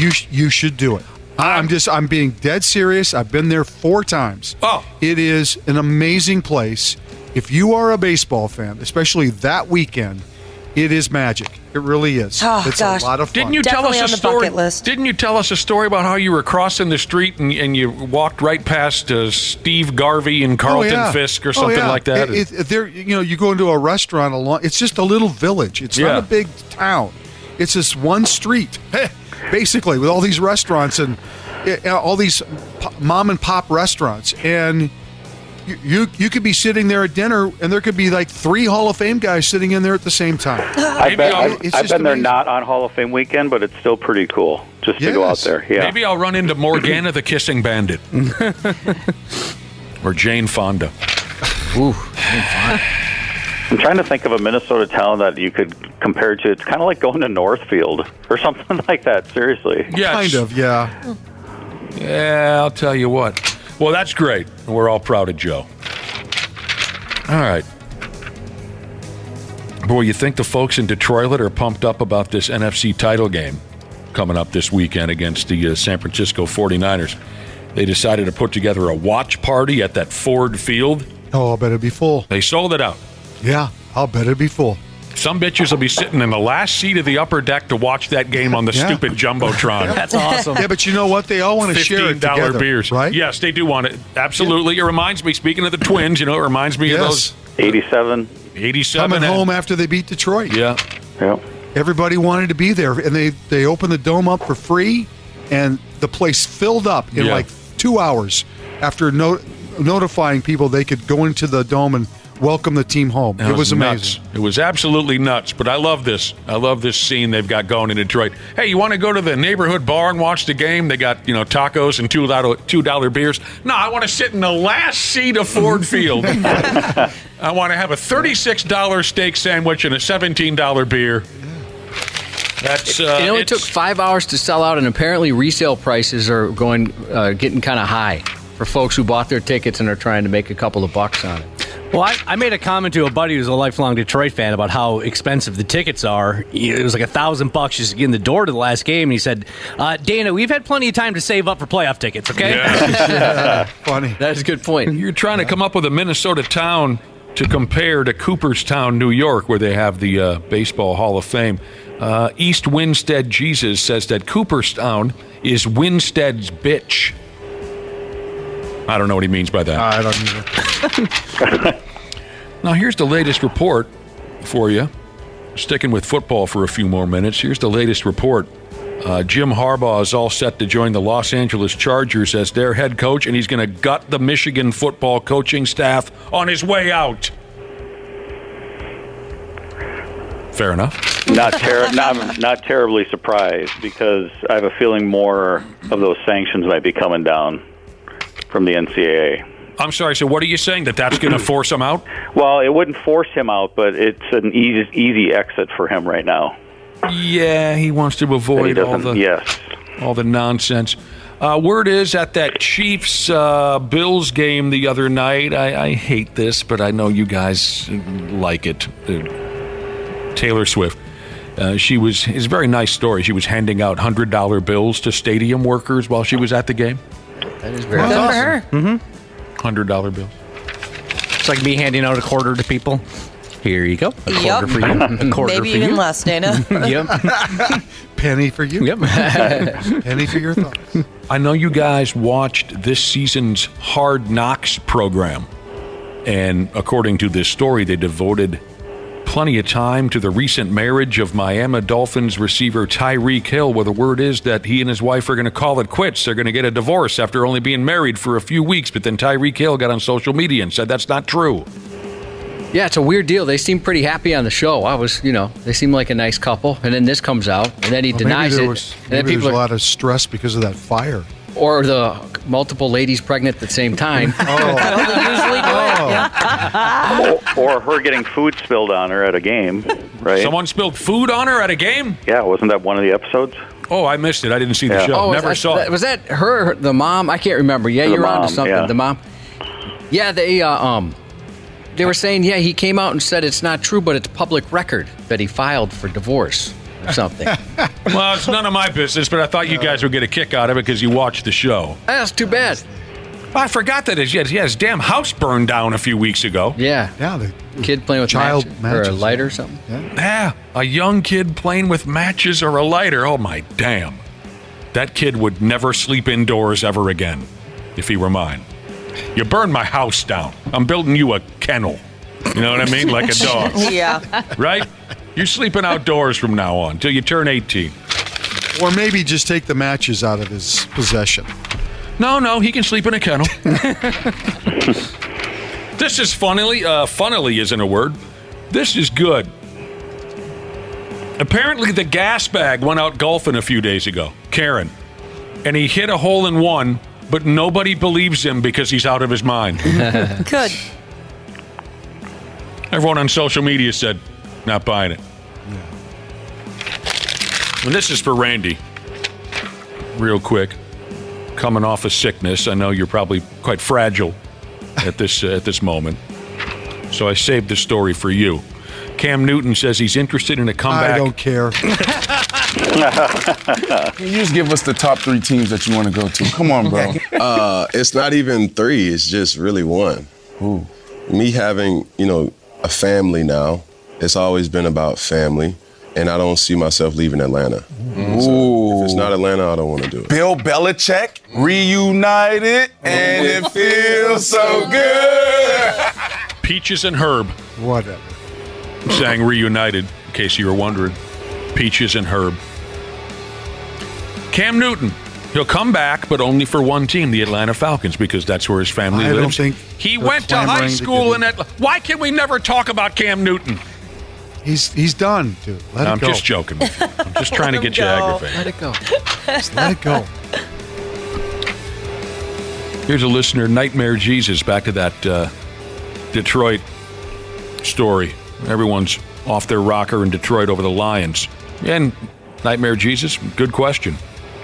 Just think how crazy Detroit would be had the Packers beat the 49ers. Oh, I know. That's what we talked about. Yeah. And the Packers almost beat them. I was going to say the Packers would be buying those tickets to the showing at Detroit. Oh, yeah. And going. Oh, absolutely. Yeah, it's too bad. That would have been a fun setup. There's going to be a unique situation at this year's Super Bowl. What are they up to now? 58? I'm not sure. Yes, I think so. Christ, we were talking after the show yesterday. This year's WrestleMania will be the 40th. Is that right? The 40th? Yeah. Mm-hmm. 58 Super Bowls, 40 WrestleManias. There's going to be a referee working the game. He'll be the first to be able to say he played in and now officiated a Super Bowl. A cat by the name of Terry Killens. He's in his 5th season as an NFL official. This will be his first Super Bowl assignment. He played for the Tennessee Titans in that Super Bowl, whatever it was, when they lost to the Rams on the final play thing. What was that, early 2000s? Really? 2000? 2000, yep. He played for the stinking Titans in that game against the Rams. He was a backup linebacker. He had 1 tackle in the game on special teams. But when he referees the game here on February, the 11th? The Super Bowl? He'll be the first guy to ever be able to say he played in one and he officiated. That's the first time I've ever heard a former NFL player is a referee. Me too. I don't think I've ever heard that before, which kind of makes sense. That some of these guys who were borderline players who know the game so well could really stay connected to the game by being a referee. And that's what high school, that's what the high school league here in Minnesota talks about all the time, is that we have a referee shortage in all sports. It's just too bad that we can't get former players, younger people who played the sports and loved them, to give back and stay connected by being a referee. That's pretty cool. Seen it a few times in the NBA. Never remember seeing it in the NFL. In the NBA, I believe one of the top officials to this day is Hayward Workman. Oh, yeah, I remember that name. Mm-hmm. Who played for the Indiana Pacers. Yeah. The 93X Half-Assed Morning Show. There you go. Every Wednesday at 8 a.m., we dump a Minnesota Wild report on you. And now we go the other way again with the Man Bear Pigs. Now they're on another winning streak. Yeah. A couple of goals last night scored by Marcus Johansson, Joel Eriksson Ek, and our little buddy Marcus Foligno each had a goal and an assist, and the boys beat the Washington Capitals 5-3 last night. Brock Faber got on the board again. Old Phil, the goalie, 31 saves. That's 3 straight wins for him. So now they won 3 in a row. And 4 of 5 after losing 8 of 9. Up and down we go with this hockey club.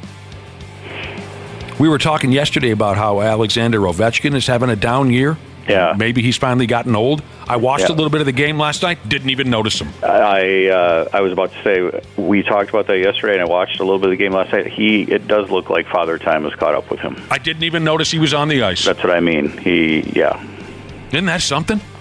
People were saying yesterday that he's lazy. Would you say, do you look lazy, or do you just look like he's doing the best he can, but he can't do it? He just looks older. Yeah. Well, the way he partied after they won that Stanley Cup would have taken... I think he's still drunk. That would take 5 or 6 years off of a mere mortal's life. He was drunk for 3 months after they won the Stanley Cup. Next up, the Nashville Predators come here for a game tomorrow night. I was reading something about Marc-Andre Fleury might be a hot commodity here. How does a grown person say that, Josh? Hot commodity? A hot commodity here as we get closer to the trade deadline. Well, I mean, trade deadline isn't until early March, I believe. But I'm already seeing an article or two written up about how if the Pigs continue to struggle, that maybe a playoff team might want now the second winningest goalie in hockey history certainly could see to help their playoff roster. Next month will be kind of big determining that, because I think they're 3 or 4 games behind Nashville for the last playoff spot. So this game coming up will be big. Now he'd have to waive his no movement clause. Oh, Josh's lower intestine has that same clause. I don't remember signing it, but it does. I got tricked into that somehow. You don't remember signing anything? No, not at all. But there's a no movement clause. It's been strictly enforced. It's binding in more ways than one. But a couple of teams, according to this one story I read yesterday, have been reaching out to the Pigs about Fleury. Hey, what do you think? You guys kind of suck. You want to trade him for... The Russian kid is the #1 NHL star of the week. He had a strong week last week. And have you... the specialty plates. Anyone going to pounce on this? I did. I didn't get one of the local teams. I was tempted to get Vikings plates, but I got the blackout plates. Oh, so explain this to me. The blackout plates that you recently put on your little pickup, just a little thing. Yeah. Right. Little dots in or something. It's not compensating for anything. No. The blackout plates you put on your pickup were part of this new gimmick where you can get Vikings plates, Pigs plates, yeah, Twins. That's one of the new plates that they released. That was one of them. I want the blackout plates so bad. You can't. They're very selective on who they'll allow to put them on. You would just be you'd be a filthy copycat if you got blackout plates now, because Cubby That's already true. got. Okay, I didn't know it was all part of one, big special feature. The Pigs have rolled out their specialty license plates. Has the team logo on them and the State of Hockey slogan on the bottom. You can get them at drive.mn.gov. Is that where you got yours, Josh? I think so. I just Googled it. Yeah, I can't remember. $30 plus the standard vehicle plate fees for those of you who want to show off your allegiance to the State of Hockey.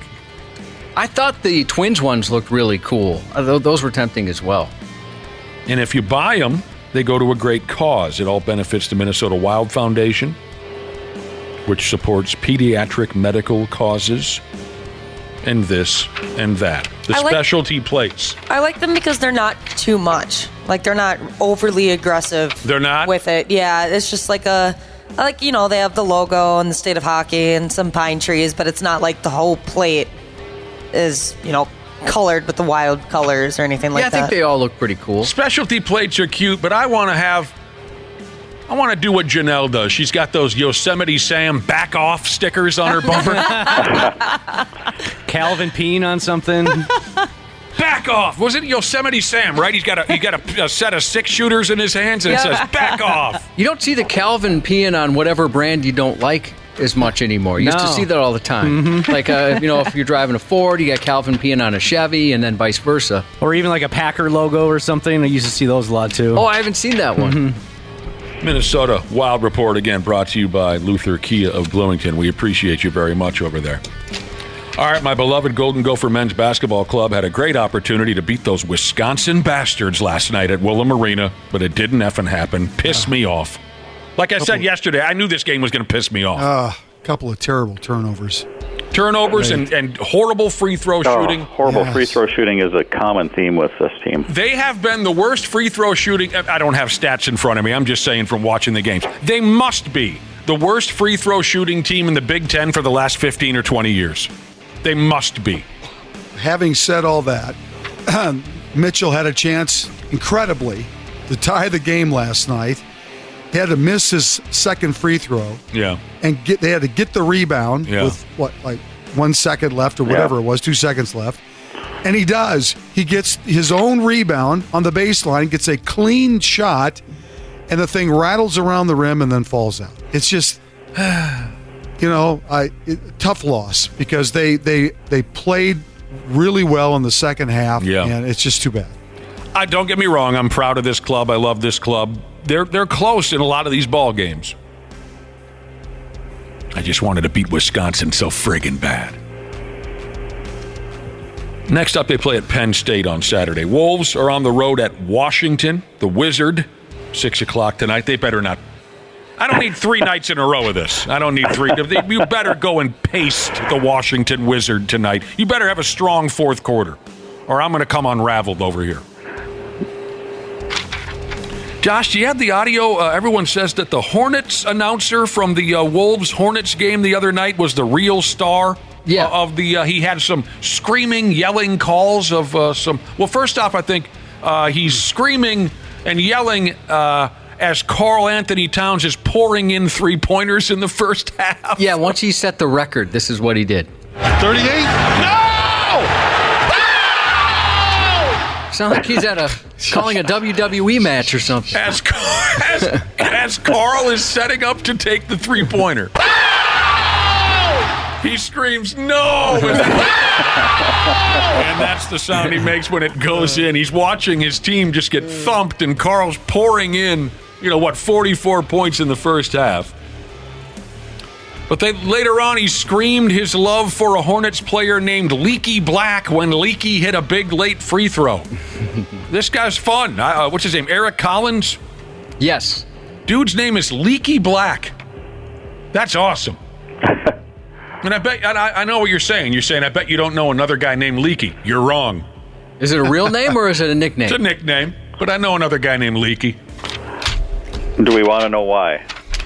It's not what you think. It's not what you think, Brad Ryder. Once you get to a certain age, we could all be nicknamed that, don't you think, Randy? Yeah, I think that's what I'm saying. Yeah. I swear to God, I was done. Randy, is that why you were out the last year? Leaky Black. This is a buddy of my dad's, and of course, my dad's friends. It's just a roster of incredible nicknames. But this is a buddy of my dad's, and when I was a little kid, and I first heard the old boys calling this guy Leaky. Of course, I thought, he must pee his pants, or he's... No, he was given the nickname because he's a leak in the payroll. That's mean. This guy's first name must be Malik, or his middle, or something. I didn't look it up. Oh, I should have. I don't know. I didn't think guessing. of it. But he's listed on the Hornets roster as being named Leaky. Yeah, Leaky, the Leaky that I know, his dad, who's passed now, his dad had a nickname. His dad's nickname was Ah. So as I was a child, I would hang out with a guy named Leaky and a guy named Ah. And Ah got his nickname because everything he said, he started with, yeah. Leaky is a nickname. It is a nickname. What's his name? Malik. Nice. Brad, you nailed it. Brad Ryder. God, you're the man. By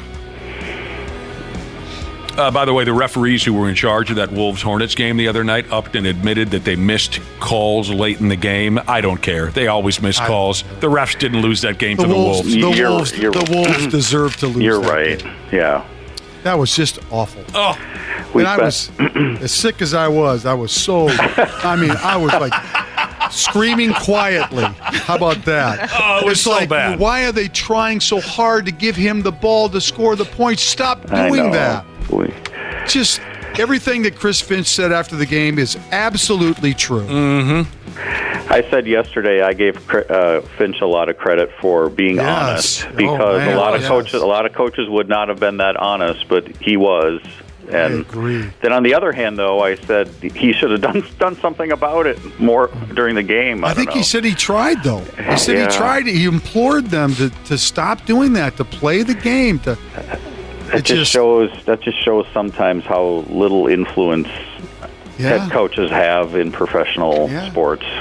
The Milwaukee Bucks at 30-13 on the season fired their head coach, a fella named Adrian Griffin. Leads perfectly into this story. And apparently they fired the guy so they could hire Doc Rivers.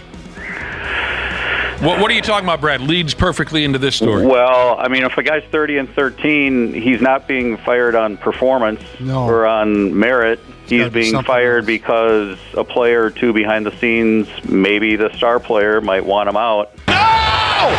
Oh, sure, that's very possible, but could they have fired him just because Doc Rivers said, yeah, I'll go over to Milwaukee? Not when you're 30-13. No. Yeah, I thought they said he lost the locker room. That's why they how do you lose? Yeah, how do you lose a locker room at 30-13? Yeah, good question. You're on pace for 60 wins.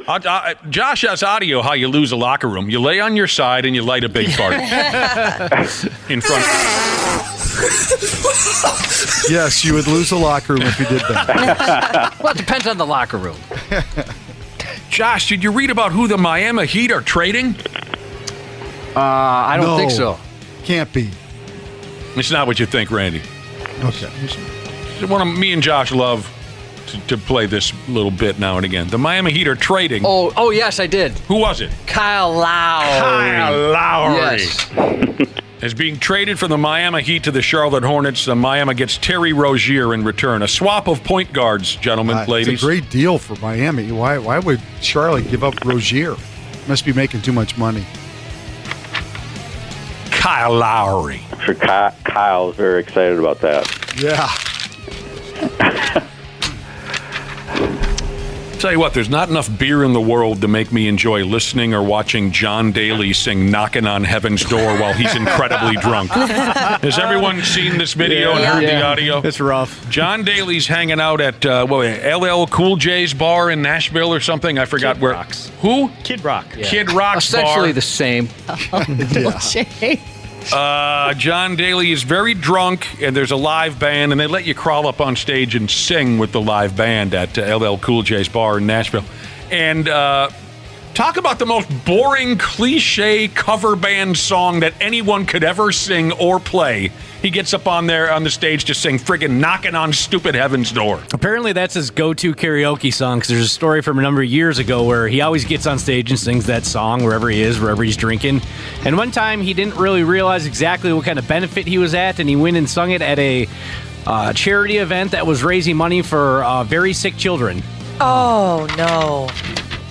That'll teach you to sing Knocking on Heaven's Door. Good God, just one of the most boring, monotonous, takes forever to get through songs in the history of music. What else you got? Mustang Sally? Brown-Eyed Girl? What else you got? Shook Me All Night Long? Sorry, I blew up. Yeah, don't be so angry. Mama took my... Oh, God, Guns N' Roses played that for 12 minutes at their concert a few years ago. If I would have had a dog turd in my hand, I would have thrown it on stage. The one time you didn't bring one with you. Right. Yeah. You know that band is thinking, please don't come up here again.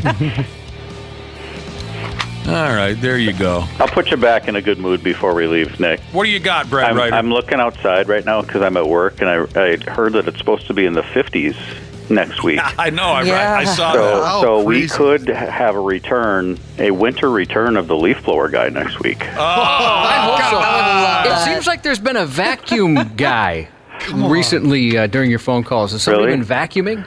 No, I've got my space heater on in my office. Oh, maybe that's what it is. You really think the leaf blower guy's going to come back? I don't know. We're not going to have any snow left. That would be awesome. I know. I miss him. A February 1 appearance from leaf blower guy? I miss him. If he does show up, then we do know for sure he's listening. Yeah. He's out there in February. Because we will not have any snow on the ground by this weekend. That'd be great. By the way, listeners are texting in their personal least favorite cliche cover band songs. Here's Swamp Stomping Jesus, who said he worked at the Corner Bar in St. Michael. Oh, man. I miss the corner bar in St. Michael. We used to raise all different levels of hell at that joint. It went away a few years ago. But he says Paradise by the Dashboard Lights and friggin' Bobby McGee. He has PTSD from Bobby McGee working at the... Another listener says, what else you got? Slow Ride? Classics. I hear you on all that. All right, real quick before we go, what does this mean to anybody? WWE Raw is going to leave cable and go to, what do you call it, Netflix? Netflix, Yeah. What does that mean to the average dickhead? You got to pay for it. Means you got to have a Netflix subscription if you want to watch Raw in 2025. And how much money does it cost for a Netflix subscription? Seems like it goes up every 2 weeks, so I'm not sure. Well, there's a range. I just got it, and with no commercials, and not like the advanced level of, I don't know, HD or whatever it is. It was about $14 a month. Yeah, I was going to say $15 a month. Well, how do you feel about that? Anybody who... I think Josh, everybody has a Netflix account now, don't they? Pretty much. Do they? Well, you basically have to. I got kicked off of my mom's last month, finally. Josh, your son, more importantly, my godson, your wife, and your wife's boyfriend, they all enjoy WWE programming. If I could correct you on one thing, the wife's boyfriend comment I don't appreciate. He's an AEW guy. Yeah, he's moved on. Yeah. What do you think about suddenly paying for Raw? Well, I mean, I could see people frustrated. It's like, okay, I got one more thing I got to pay for if you like certain shows. Okay, maybe not got to, but you know, if you want to watch those. Right.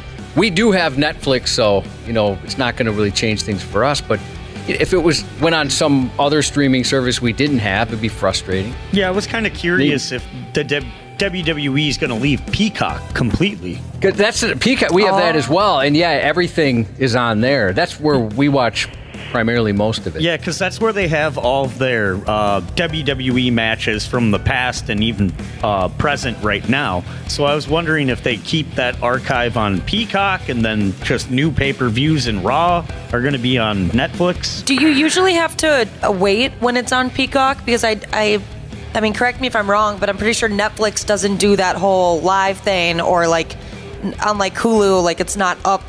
Like hasn't the Netflix day after streamed comedy shows live? 10 years, really? 10 years from now, everything is going to be this way. All sports are going to be this way. I read something in Sports Business Journal yesterday. They're going to do more NFL games on Peacock next year and make people pay for it. So, does this have you stressed out at all, Janel Klein? No. You don't give a rat's ass. I don't have a Netflix account. Do you even have a TV? I do, but it's got a lot of dust on it. Yeah, do you have any subscriptions, Janelle? I don't think What do you do at night, Janelle? Yes. That's Janelle. the real question we're trying to get What at. do you do? Late at night. I want to know late at night. Yeah, You're exactly. all alone. Nobody's around. Nobody's around. How many little friends do you have? By the way, one more note on the WWE. Now, this certainly wasn't the first stupid idea they ever had, and it won't be the last. Years ago, the WWE considered signing Tim Tebow to have a match against. Oh my gosh! To have a match against the Big Show at WrestleMania. I love the Big Show. Tim Tebow wins.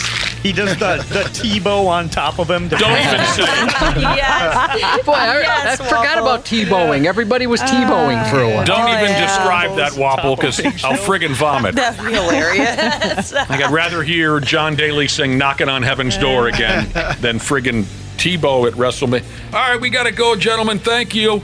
All right. Half-assed morning show. They're loud, they lose control, they do their little circus act, they're a nuisance. 93X. Our experienced and certified technicians at Standard Heating have been trusted to keep our fellow Minnesotans comfortable and confident for over 90 years. We're ready to do the same for you, providing comfort you deserve since 1930. Standard Heating and Air Conditioning's 94 years of business celebration is going on right now. You can save up to $1,930 on a new furnace and AC combo or boiler. Don't miss this great deal. Go to standardheating.com. You loved Lala Kent on Vanderpump Rules. Now get to know her on Give Them Lala. I'm obsessed with the fact that GQ has named Kim Kardashian Man of the Year. You're upset about it? I suggest you do better then. If there were a Cosmo Woman of the Year and it was a man, how would you feel? Well, that would just be lies. Name a man who's doing better than women right now, and you can give him Woman of the Year. But until I see that... Watch what Lala is talking about on YouTube or search for Give Them Lala wherever you listen. KARE 11's Janel Klein. This is the 93X Half-Assed Morning Show. All right, we're back on the 93X Half-Assed Morning Show. You're a terrific crowd. Janel Klein is here, and we have missed you, Janelle. I've missed you guys. It's been a week or so. It was tough to take. And we've got a special guest waiting on the line here. We're going to pull them into the mix in just a minute. Don't pull them into the mix just yet, Wapple. And I think be patient. I think a lot of our dude listeners are going to be jealous here in a minute to learn that Janelle was very excited to learn who our guest is this morning. I think they're going to be jealous because Janelle, am I right, Ashley and Wapple? Janelle lit up.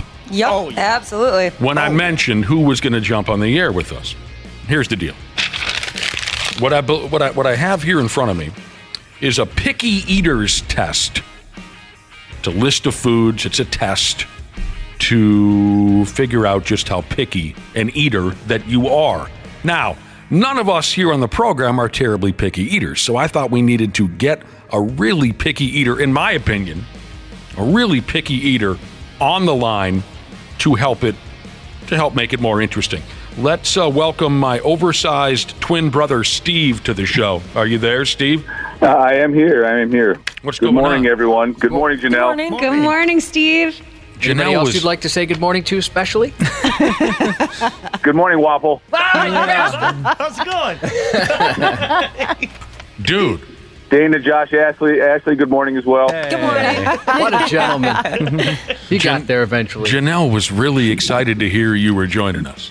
I'm confused by that, but it's certainly very nice to hear. Well, Steve, maybe it meant more to me than it did to you, but... No, it didn't, but I'm dumbfounded. I was waiting for him to say someone else was coming on besides me. No, I had such a nice time with you on one of our boat cruises and got such a kick out of you and the rest of Nick's friends that, I just have fond memories. Oh, I do as well, and I've mentioned that conversation before, and what an enjoyable conversation it was, and how nice it was to sit and talk to you. It was fun. It was very enjoyable. Let me tell you something, Steve, and you know what I mean when I say this.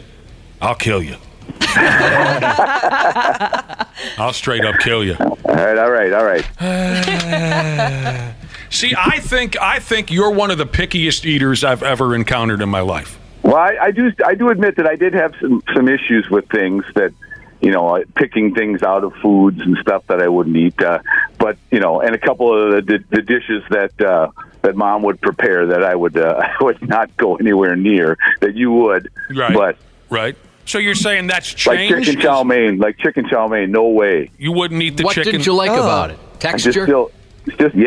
Big time.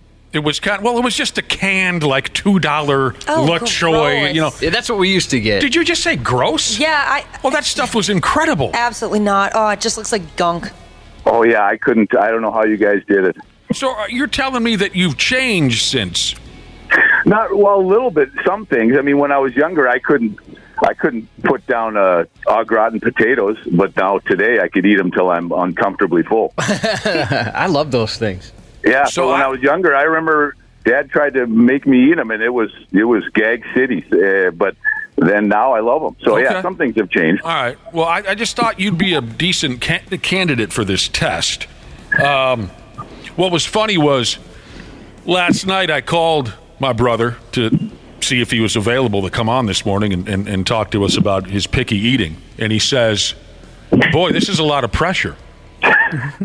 And I said, dude, the last time we had you on the air, we talked about whether or not we've banged the same chicks. But yet, he's feeling that stuff I think I can remember better or something. I don't know. Well, yeah. So, yeah, the Bourne boys were not picky when it comes to women, but maybe one of us is a picky. There you go. Right. I've been accused of being a picky eater, but I don't think I am. All right. Well, what examples? What are the grounds of these accusations? Because it's a huge texture thing for me. Like, I won't eat certain foods if they have like that gummy texture. I guess like no mushrooms. Mushrooms are huge. No way. No way. Gross. I don't care. And people are like, oh no, it depends on how you cook them. No, I don't want them. Don't give them to me. My oldest, he's like that. Texture. That's the big thing. Like no pudding, no yogurt. I don't like Jell-O. There's plenty of things I don't necessarily care for, but I'll eat anything. I guess I'm not that picky. If you put it in front of me, I'll eat it. Let me roll through this real quick now, Steve. Be honest. And this is the way it's set up. I have 40 foods in front of me. Holy cow. And you're supposed to give yourself a point for every food you will not eat. You just won't do it. All right? And we'll see how you do. Be honest and feel free to tell us why you won't eat these certain foods. And we'll see where we end up. Because, like I said, I always thought of you as wildly picky. Maybe you'll prove me wrong. And with me, I think it was more of the little things, like Ashley just mentioned, the mushrooms. I mean, I'll pick the tiny little mushrooms out of them, no matter how small they are, or like carrots or tomatoes and goofy stuff like that. But we'll see. All right, blue cheese. No way. Really? Good start. Is it texture, taste? What is it about blue cheese, Steve? I think the taste. I knew it. That's very flavorful. Isn't It's pungent, exactly. That's a good term, pungent. Yep. All right, carrots. Nope. Not like cooked, raw, nothing.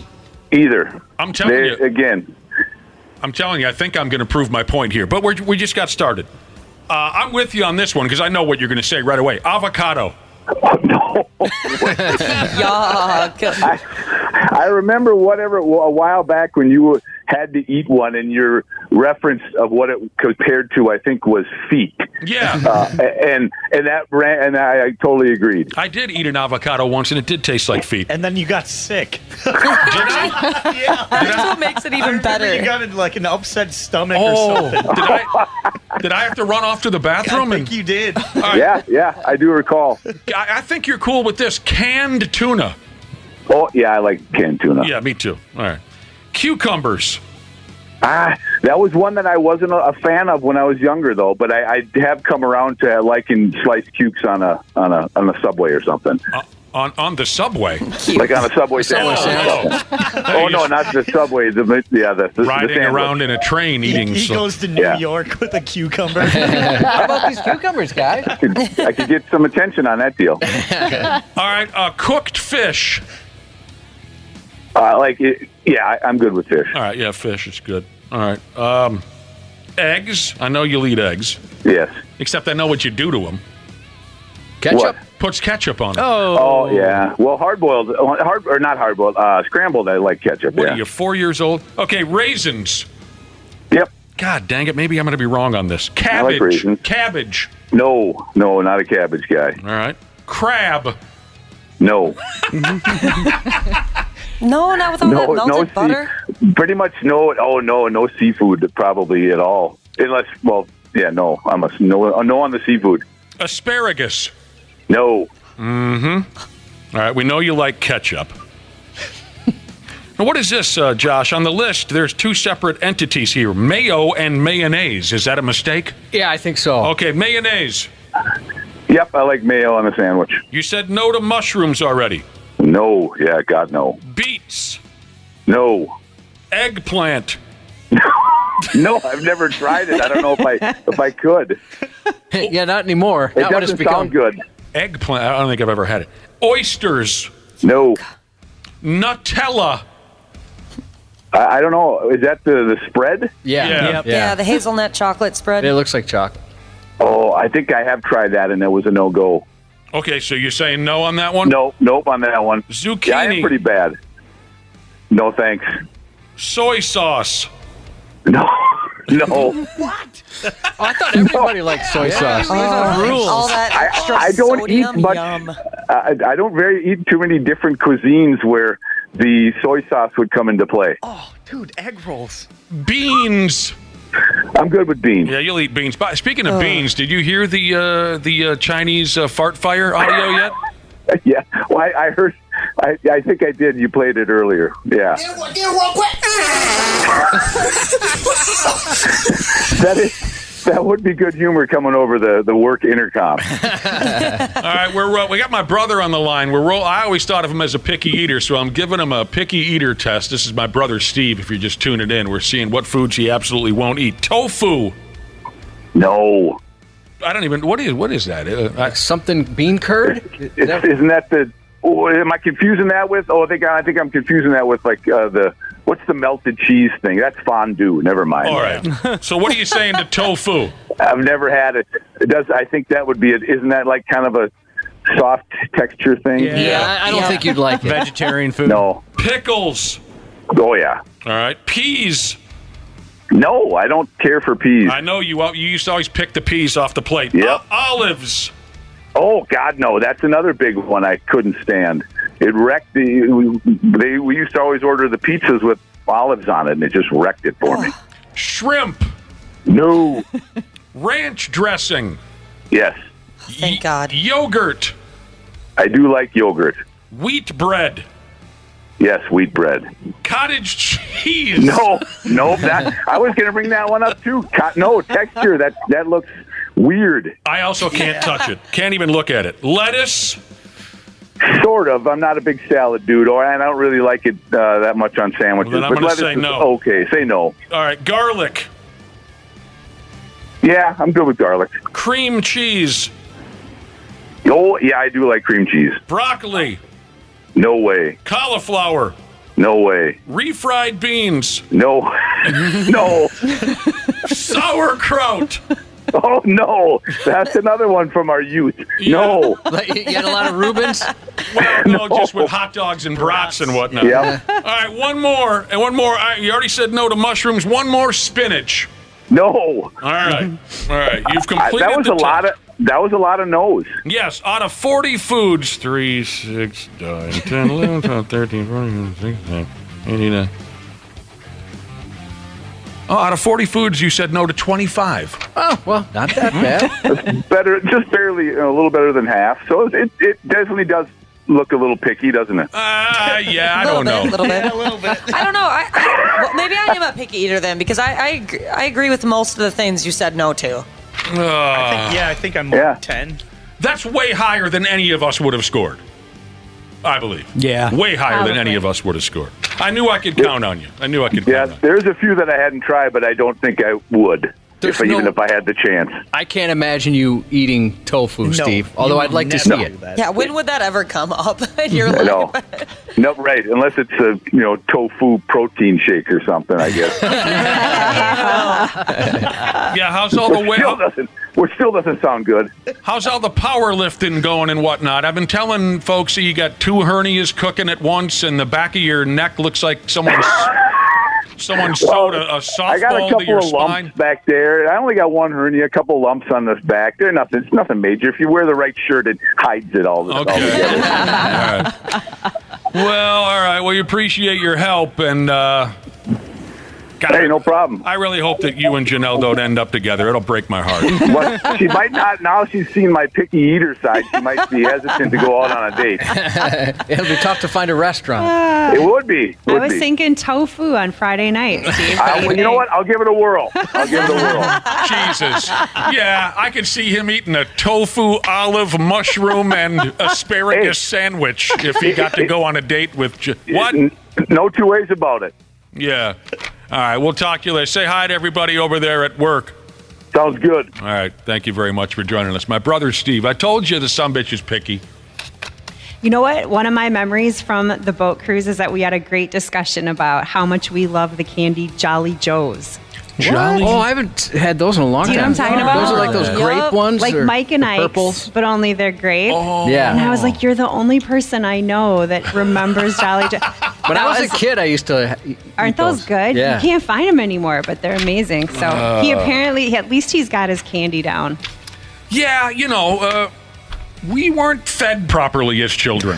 So, I mean, if you put together a list of junk foods, chips, cookies, cupcakes, oh, God, my brother and I, we wouldn't turn down a one of them.